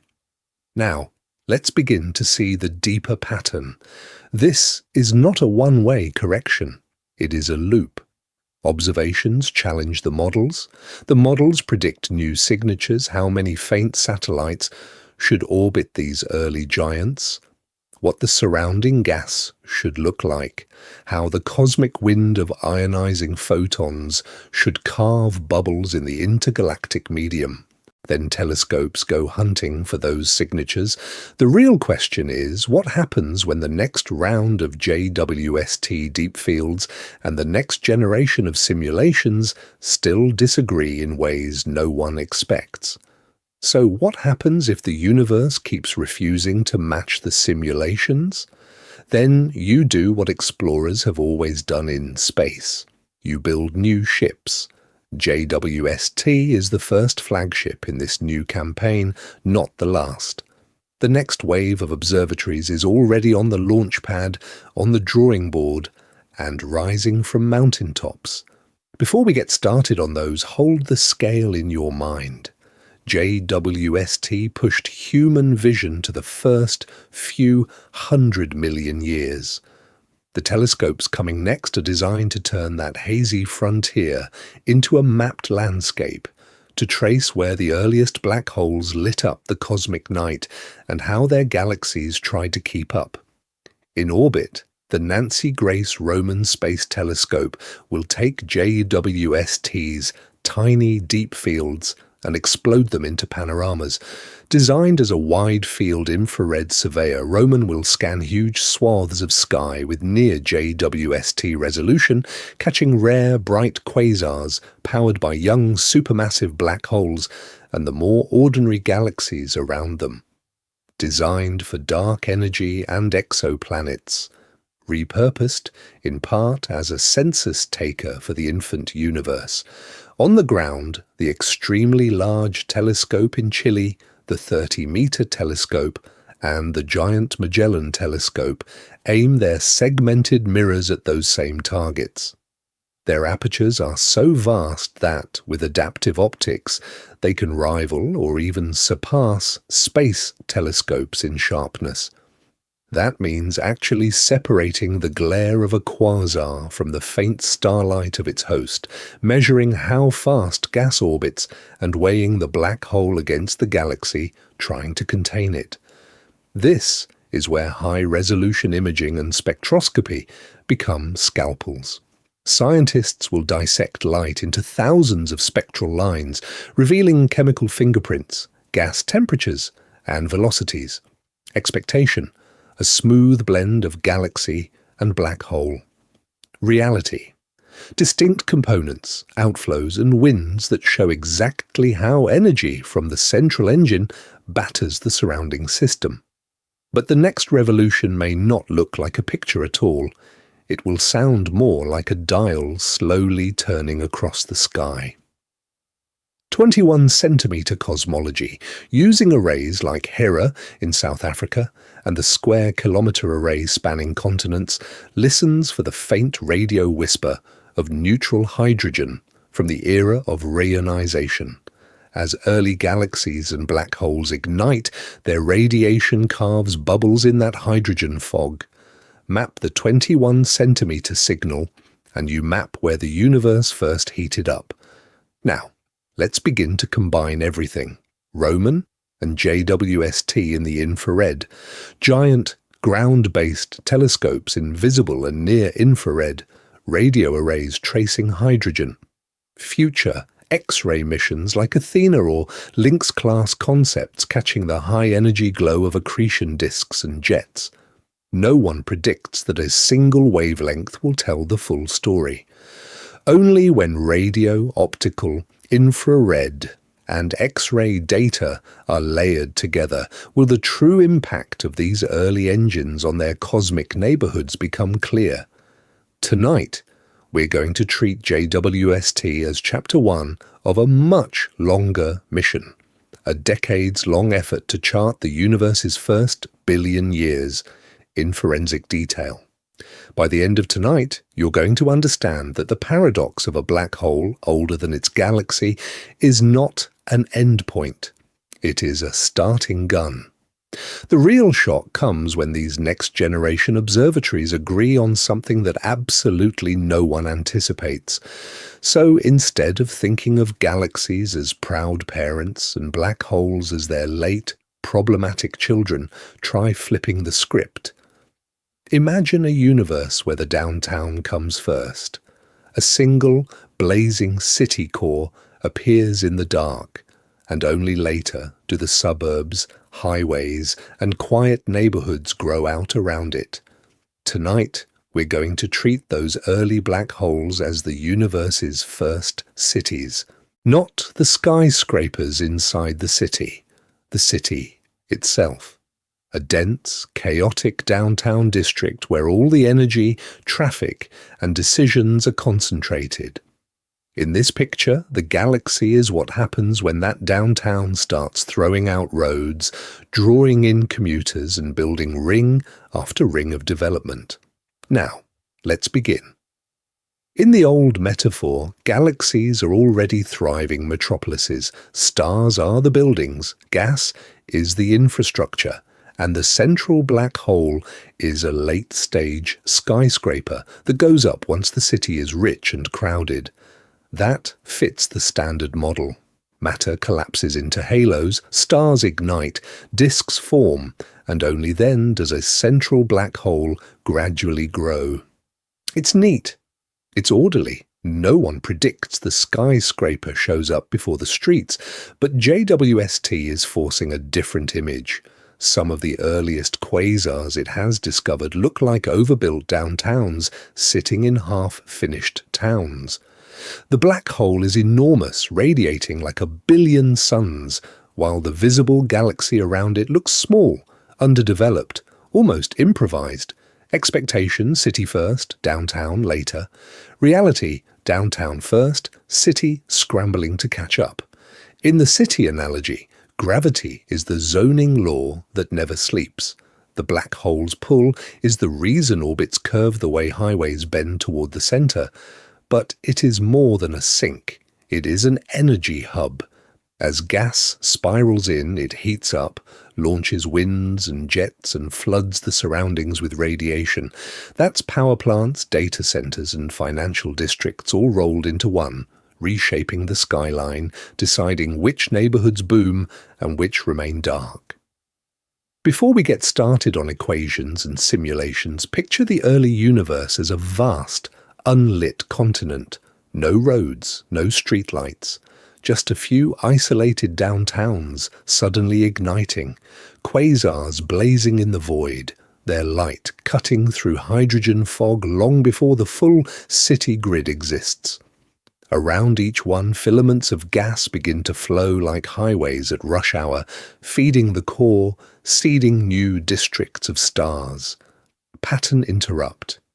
This makes a black hole older than its galaxy feel less like a paradox and more like an urban planning choice. The core goes in first. The map fills in later. By the end of tonight, you're going to understand that when scientists talk about overmassive black holes at high redshift, they might really be describing primordial downtowns, cosmic city centers that formed fast, lit up early, and then told the rest of the universe where to build. And if the first cities came before their skylines, the next question is brutal. Who laid out those downtowns in the first place? In almost every story told about the early universe, the heroes have been bright. Stars ignite, galaxies assemble, light floods the darkness, and only then, after the grand construction project is underway, do central black holes appear as dramatic, late-stage consequences. That's the script scientists have used for decades. Galaxies first, black holes later. But if JWST is catching black holes that look older and more dominant than their own galaxies, that script flips. Suddenly, the darkest objects in space are not the final monsters at the end of the maze. They are the first anchors. The downtowns arrive before the city grid. Gravity wells form, and only then does light, gas, and starlight spiral in to decorate them. Tonight, we're going to push that idea to its philosophical edge, because this is not just a technical tweak to a simulation. It's a reversal of who gets top billing in the cosmic story. For centuries, humans have worshipped the luminous, the sun, at the center of the solar system, the bright band of the Milky Way, the glittering planets and nebulae that early telescopes revealed. Darkness was the background, light was the actor. Now imagine that the real protagonists were invisible all along, a lattice of black holes, some born from collapsing stars, others perhaps primordial, seeded the early universe. Around them, hydrogen fell, cooled, and lit up. The light came second, the structure came first. The most extreme absence of light might have been the original boundary conditions for where light was allowed to exist. There is a pattern here that goes beyond cosmology. In biology, DNA was once thought of as the passive archive at the end of the chain, until the discovery of the double helix turned it into the starting point of heredity. In geology, mountains looked like permanent endpoints, until plate tectonics revealed them as temporary products of a deeper engine. Over and over, what seemed like a final result becomes the initial cause, and causality has to be redrawn. By the end of tonight, you're going to understand that black holes might play that same role in the map of the universe. If galaxies orbit ancient black holes rather than merely nurturing them, then the centers on our diagrams are wrong. The glowing spiral is not the main event, the dark core is. No one expects the periphery to become the protagonist. No one predicts that the brightest regions are just traces of something much older and much harder to see. This forces a quieter question. What else has been mislabeled as background? If the most massive black holes trace out an invisible skeleton of the cosmos, then the familiar picture of scattered island galaxies drifting in space gives way to something more like a web pinned down by unseen anchors. And that is the real power of a telescope like JWST. It is not just adding more objects to a catalogue, it is attacking the hierarchy in minds. What is central? What is peripheral, what begins, and what merely follows. Absolutely no one anticipates that a single overmassive dot in a young, ragged galaxy could do that. Now, let's begin to ask what kind of physics could plant such deep wells so early, and what that would mean for dark matter, for the Big Bang, and for the ultimate fate of the system we live in. Before we get started on exotic new physics, pause for a mental reset. What has the universe actually told you so far? And what has JWST forced scientists to admit about the story of how galaxies and black holes grow up together in space? The original picture is deceptively simple. In the standard model, dark matter collapses first, forming invisible halos. Gas falls into those halos, cools, and forms the first stars. Those stars merge into small galaxies. Only then, deep in the crowded cores of those young systems, do stellar mass black holes merge and feed, very slowly, into the supermassive giants at the centers of mature galaxies. Expectation: galaxies assemble first, black holes come later. That sequence sets a clock, from the Big Bang to the first real city-sized galaxies, a few 100 million years, from those galaxies to billions solar mass black holes, hundreds of millions more. By the end of tonight, you're going to understand why that tidy timeline is now under serious pressure. Enter JWST. Its infrared eyes look back to redshifts 10, 11, even beyond, when the universe was less than 500 million years old. And in that early era, the spacecraft has discovered something the textbook sequence absolutely no one anticipates: overmassive black holes sitting in underdeveloped galaxies. The boundary between galaxy first and black hole later is not where scientists put it. In several JWST deep fields, the central black hole mass is a huge fraction of the galaxy's stellar mass, sometimes comparable. The host looks small, ragged, still assembling. The black hole, judging by its luminosity and required feeding history, looks old. Not old in years, but old in how much growth it has somehow already crammed into the brief time since the Big Bang. So the mission has forced a menu of explanations. One option: direct collapse black holes. Instead of starting from tiny stellar remnants, enormous gas clouds in the early solar neighborhood of those halos might skip star formation and plunge directly into 10 to the 4th, 10 to the 6th solar mass seeds. Another: primordial black holes born not from stars at all, but from density spikes in the first fractions of a second after the Big Bang, lurking as a hidden population long before galaxies or planets existed. A third lever is growth rate. Perhaps early accretion is far more efficient than expected, with black holes briefly breaking the usual Eddington limits, and layered on top of all of this is a quieter possibility: observational bias.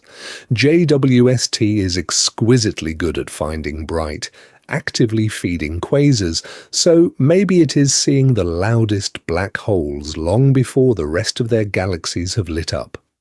No one expects one neat answer to cleanly fix every tension. Right now, the weight of evidence points to a more diverse earlier set of black hole formation channels, all operating together in the young cosmos.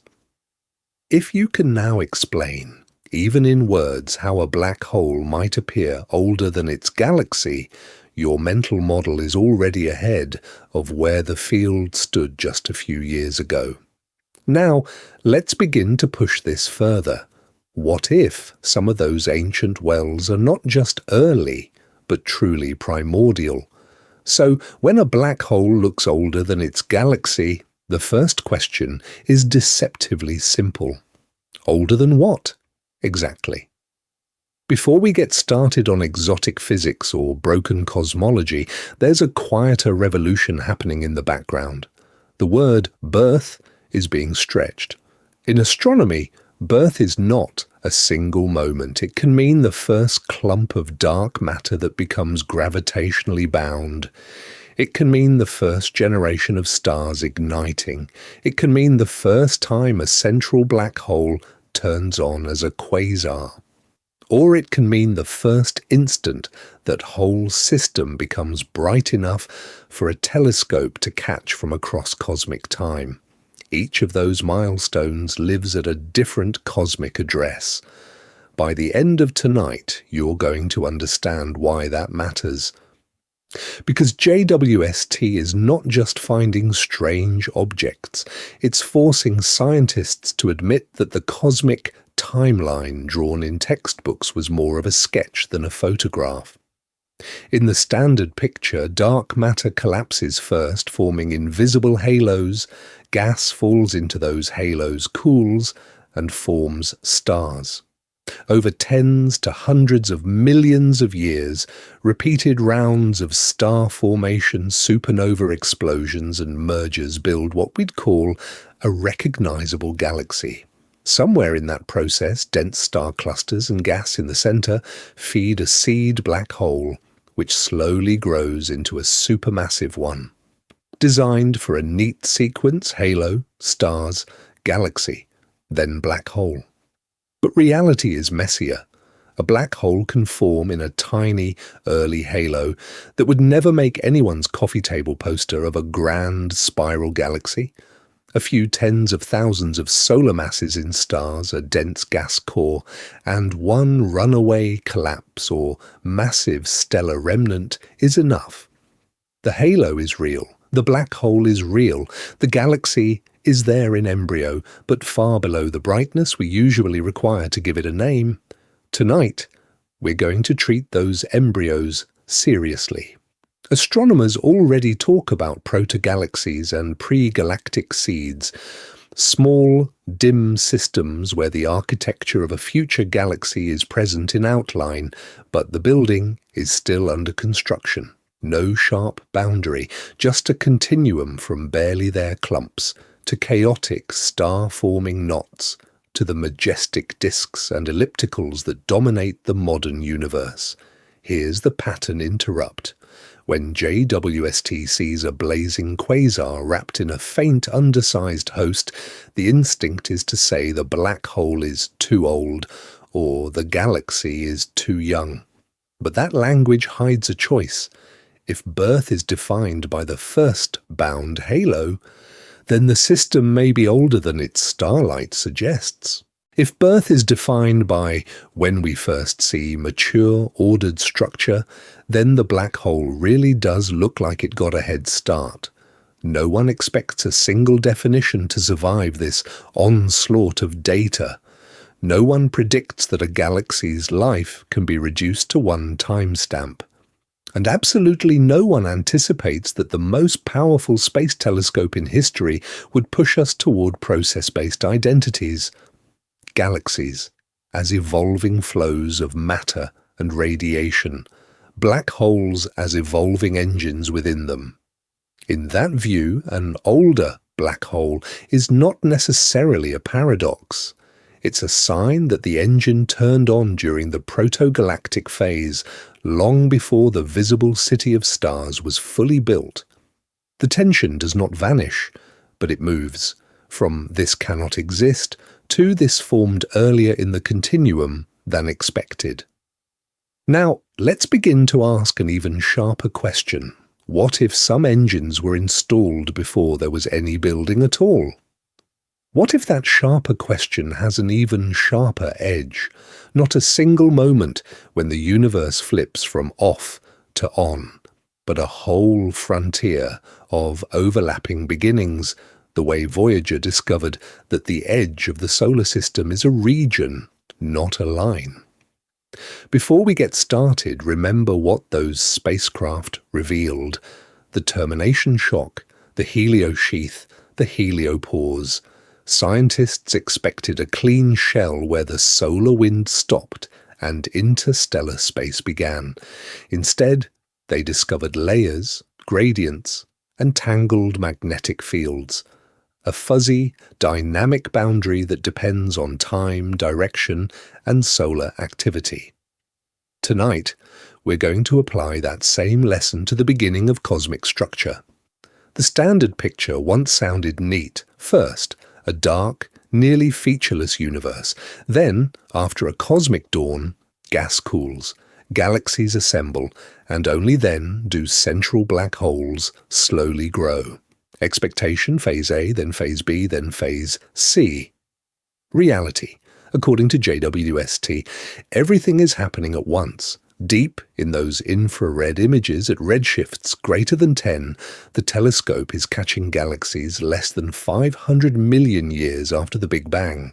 Some are tiny, irregular smudges of starlight, yet their centers already blaze with quasars powered by black holes, millions, sometimes hundreds of millions, of solar masses. The boundary between no black holes and mature black holes is not a crisp line at some fixed time. It is a thick, messy band stretching across the first few 100 million years. By the end of tonight, you're going to understand that this fuzziness is not a failure of cosmology. It is a sign that multiple channels are feeding the same outcome.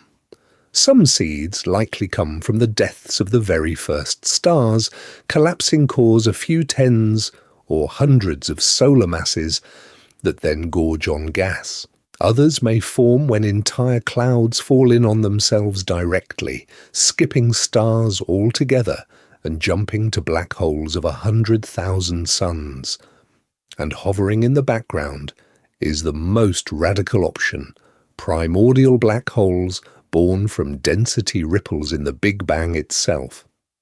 No one predicts that all of these mechanisms would light up over the same era. No one expects to find objects where the black hole mass rivals or even exceeds the visible stellar mass of the host. Yet that is what some JWST candidates imply: engines that look older, in a growth sense, than the fragile galaxies wrapped around them. This new view complicates the early timeline. There is no single onset of galaxies, no single birth date for black holes. Instead, there is a frontier where gas is cooling, stars are igniting, black holes are seeding and merging, and dark matter is pulling everything together at once. It enriches the story, turning a clean cartoon into a crowded, living map. And it sets up a deeper question. At what point along this blurred frontier does the universe begin to look recognizably like the cosmic city of planets and stars that the solar system now calls home? To answer that, you need a new kind of map, not of continents and oceans, but of eras and thresholds. Tonight, we're going to lay out the early universe the way a topographer sketches a mountain range, with contour lines, each one marking a different frontier the cosmos crossed as it climbed out of darkness. Now, let's begin. At the bottom of this map are the cosmic dark ages. The universe is full of neutral hydrogen cooling and expanding, but there are no stars, no planets, no galaxies, just a fading afterglow from the Big Bang and a thin, invisible fog. Then, on the next contour line, something changes. Tiny overdensities in dark matter pull gas together. The first stars ignite. They're massive, short-lived and violent, flooding space with ultraviolet light and heavy elements when they explode. On the very next line, almost on top of that one, come the first black hole seeds. Some are the corpses of those giant stars. Others, according to one leading idea, are direct collapse black holes, whole clouds of gas that never fragment into stars at all, but plunge straight into a single, enormous object. No one predicts the universe to be polite and sequential here. These processes overlap. In some regions, black holes may appear before significant star formation ever gets going. In others, star clusters blaze for hundreds of millions of years before any serious black hole activity lights up. Above that, another contour, the first proto-galaxies. Clumps of dark matter and gas assemble into small, messy systems. They're not grand spirals yet, just knots of star formation embedded in the cosmic web. Within some of these knots, black holes at the center begin feeding, turning into quasars.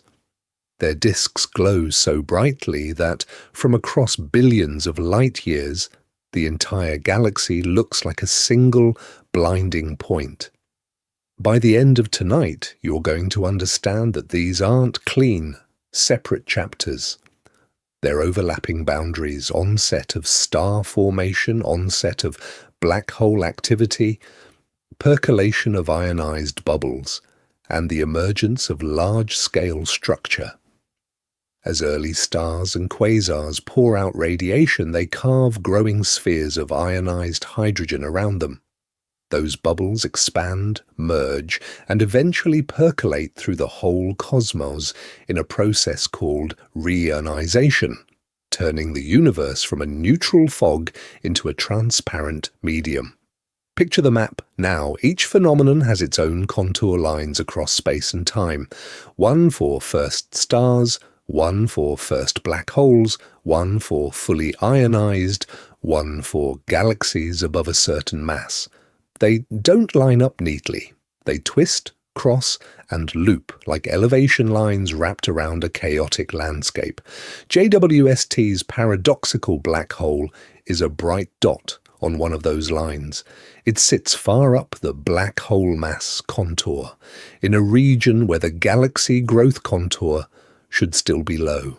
No one expects, and absolutely no one anticipates, a point that extreme this early. Yet there it is, forcing scientists to redraw the contours of cosmic dawn. The real question now is, if one point lies off the map, how many more are hiding in the dark between those lines? So what does a runaway black hole at cosmic dawn have to do with you, sitting here on a small planet under a local star? More than it seems. Because the story that JWST is rewriting out there is entangled with the story written into every atom in your body, the carbon in your cells, the iron in your blood, the calcium in your bones were forged in stars. Those stars were born inside galaxies, and those galaxies grew along invisible scaffolds of dark matter, collapsing, merging, lighting up the early universe.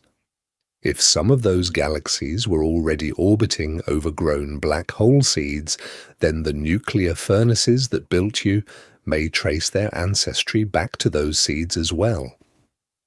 Tonight, we're going to stretch the idea of family tree out across 13.8 billion years. At the center of the Milky Way, about 26,000 light-years from where you are, sits Sagittarius A, a 4 million solar mass black hole. Quiet now, drowsy, but still the anchor of our entire system of planets, gas, dust, and dark matter. No one predicts that SGR-A is a perfect match to the monsters JWST is seeing at redshift 10 and beyond. Those are brighter, greedier, swallowing matter at furious rates. Yet the logic is hard to avoid. If the early universe was already planting huge black hole seeds, then our central black hole is probably a distant cousin in that same extended family. That changes how deep home runs. Before we get started on the next data release or the next clever model, pause on this. When scientists debate whether black holes came before galaxies, they are really debating the ancestry of your own cosmic neighborhood. Did the Milky Way grow up around a waiting gravitational well, or did its central black hole grow up inside an already thriving galaxy?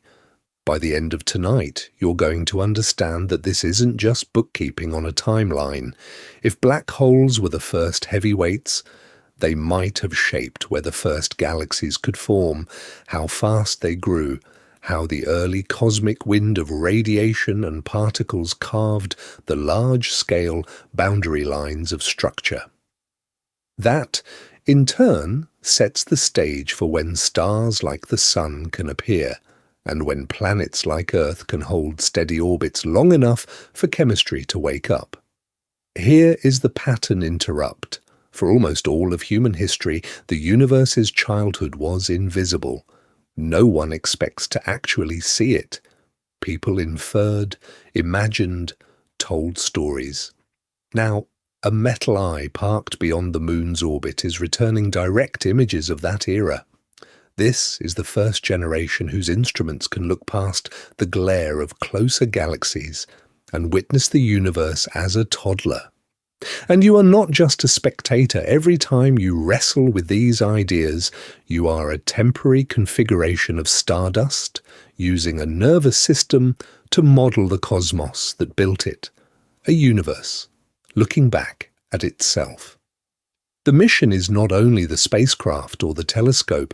The mission is this: consciousness on a small, wet world, pushing its understanding farther into the dark.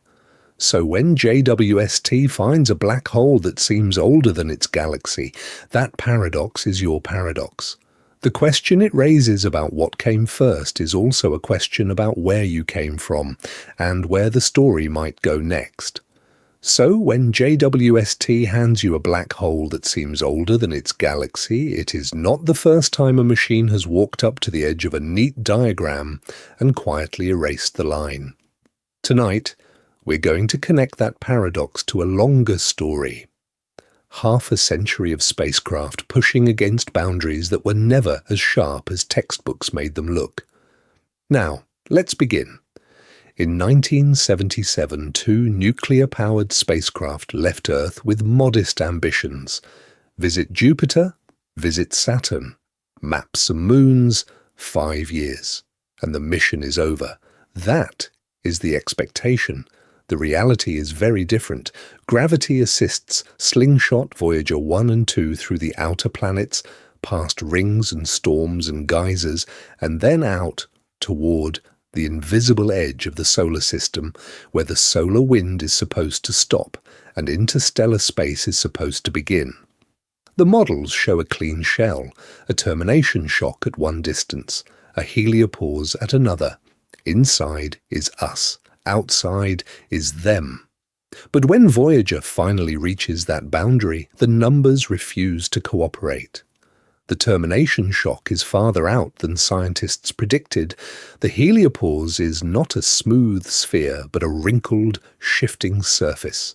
The solar wind does not simply turn off, it mingles, compresses, and leaks. What looked like a line turns out to be a gradient. Decades later, Hubble repeats this move on a grander scale. Astronomers pointed at a patch of sky that appears empty, a region so blank that no one expects fireworks. Expose for days, stack the photons. The result is the Hubble Deep Field, thousands of galaxies in a dot of space the size of a grain of sand held at arm's length. The void is crowded, the darkness is full. Once again, a boundary dissolves. Not between solar wind and interstellar gas, but between empty and filled on the largest scales. By the end of tonight, you're going to understand that JWST is not an exception to this pattern. It is the next escalation. Built to see the first galaxies, it stares past Hubble's deep fields into the infrared, into earlier, redder light. The expectation is clear. Find young, small galaxies slowly assembling, then watch their central black holes grow over hundreds of millions of years. The reality?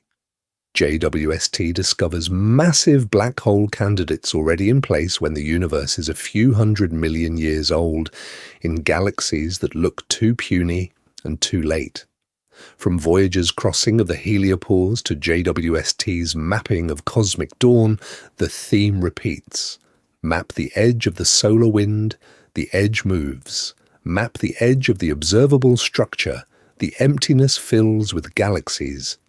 Map the edge of when galaxies should exist. Black holes appear beyond that edge, demanding new timelines. No one predicts these outcomes in detail, and absolutely no one anticipates every way the data will bend our theories. This is not a failure of science. This is the point of it. A mission is a promise to change your mind if the universe insists.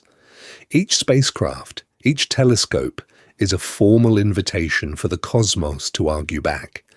And JWST is about to make the loudest argument yet, that the first architects of structure might not be galaxies at all, but black holes writing the blueprint from the beginning.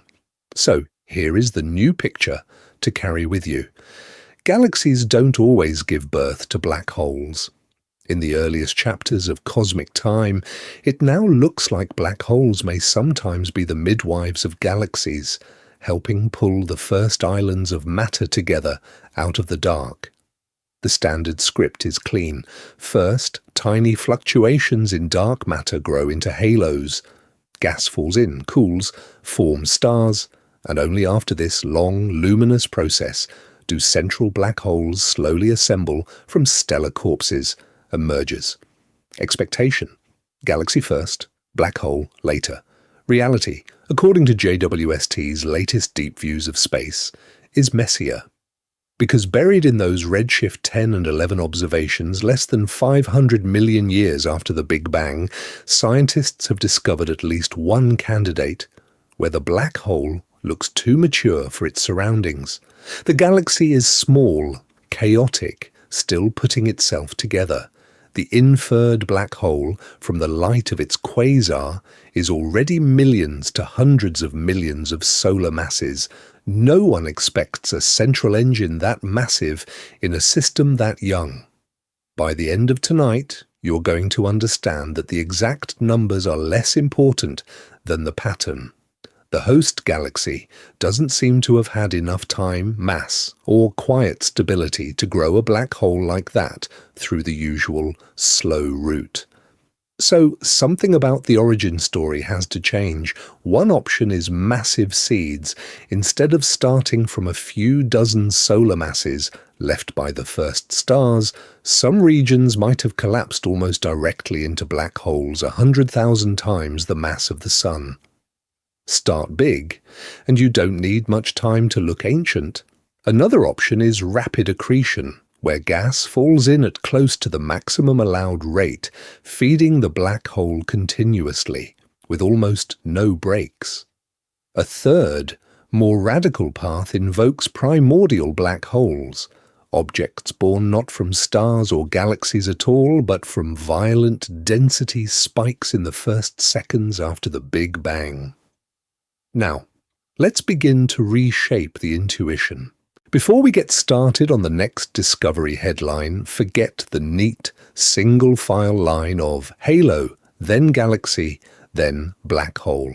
Replace it with overlapping channels, small seeds growing slowly inside galaxies, giant seeds forming alongside them, and perhaps a few ancient black holes arriving from even earlier, like uninvited guests. The key shift is from one orderly sequence to a tangled network of possibilities. From a universe where structure has a single blueprint, to one where multiple architects work in parallel, sometimes competing, sometimes cooperating, always pushing matter past each new boundary. Tonight, we're going to give you a simple test. The next time a mission like JWST or some future spacecraft reports an early galaxy or a bright quasar, pause for a second and ask, which came first here, the galaxy or the black hole? And in the next section, the universe is about to hand over a case where that question gets even harder to answer.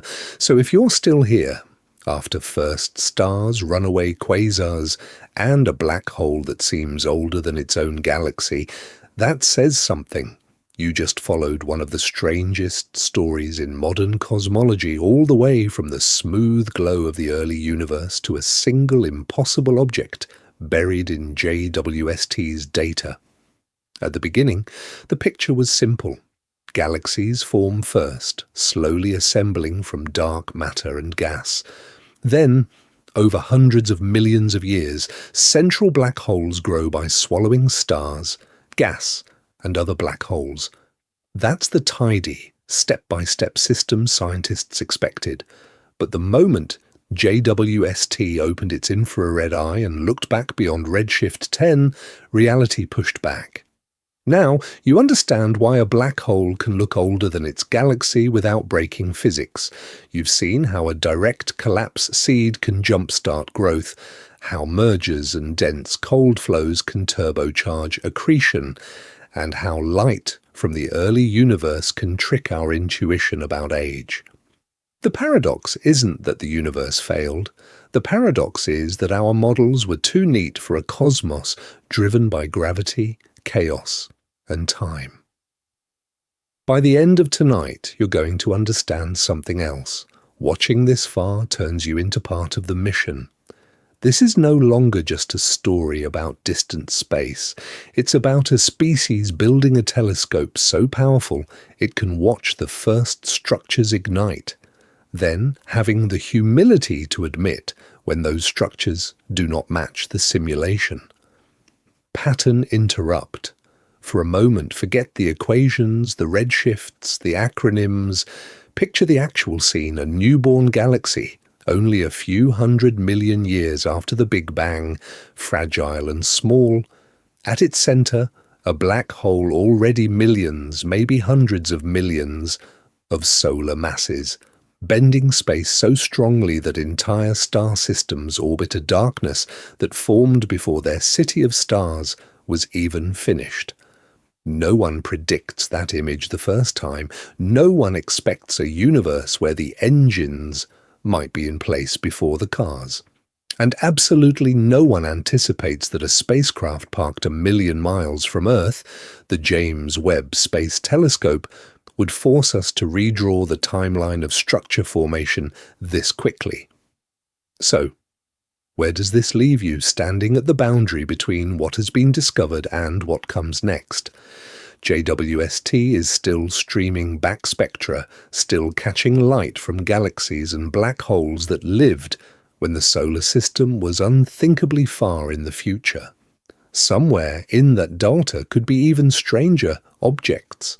Black holes with no visible galaxies at all, or galaxies whose stars move as if dark matter is doing something new.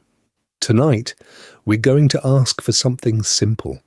If long-form, careful exploration like this helps you understand the universe a little better, consider liking this video, subscribing, and sharing it with someone who wonders what's really out there. That support turns a single viewing into a larger mission, bringing more minds into these questions. So we end up right where we started, with a black hole that, by every standard model of galaxy formation, should not exist. A gravity well so massive, so early, that it seems older than the fragile galaxy wrapped around it. Once, that would have been dismissed as a bad measurement. Now, it is a real data point blazing on JWST's detectors, forcing scientists to redraw the story of how the cosmos came to be. The original script for the universe is simple. First, tiny ripples in the early space-time sea grow into dark matter halos. Then gas falls in, cools, and lights up as the first stars and galaxies. Only after that, in the crowded, luminous centers of these young systems, do black holes slowly grow from stellar corpses, mergers, and a steady rain of gas. No one expects a supermassive black hole to show up first, and the galaxy to look like an afterthought. But when JWST stares far beyond the familiar planets and the solar neighborhood, the pattern begins to crack. It sees quasars shining less than 500 million years after the Big Bang, with black holes millions, even billions, of solar masses. It sees galaxies where the central black hole is an outsized fraction of the total mass, as if the boundary condition for the whole system was set by the black hole itself. The prediction was gentle, gradual growth. The observation is sudden, explosive presence. So tonight, we're going to compress the whole journey into one breath, from a universe where galaxies calmly give birth to black holes, to one where JWST discovered objects that demand heavier seeds, faster feeding, and maybe a role for dark matter far stranger than a quiet, invisible halo. From stellar remnants to direct collapse behemoths to the radical idea of primordial black holes, ancient anchors in the cosmic wind, present from the first fractions of a second. By the end of tonight, you're going to understand something important. This is not a finished story. Cosmology is a working draft. Each observation is a red mark in the margin. This one impossible black hole, apparently older than its own galaxy, is a note scrawled in bright ink across the first chapter of structure formation, telling scientists to revise, reorder, and sometimes erase. And that demands a certain humility. Every time a new spacecraft or telescope pushes the boundary of what can be seen, the universe answers with surprises no one predicts, and absolutely no one anticipates them to be gentle. Each paradox is not a dead end, but an invitation to look again, more carefully, more honestly, with better tools and braver theories. We thought galaxies gave birth to black holes. Now we're learning that at the dawn of time, it might have been the other way around. So tonight, somewhere out there in the dark, that black hole is still hanging in the pristine cosmic emptiness, still 2/3 of everything around it, still waiting for the galaxy it may have built. Pandora's cluster is still bending the light from those 3 magnified images. The James Webb Space Telescope is still pointing at the deep field, still pulling new little red dots out of the cosmic dawn. The universe is not waiting for our textbooks to catch up. There is something steadying in that. The black hole does not change because we measured it. The chemistry does not become richer because the model demanded richer. The light that has been travelling toward us for 13 billion years is finally here, and it carries the same simple, devastating message it has been carrying since before the Earth existed. The order of events was not what we thought.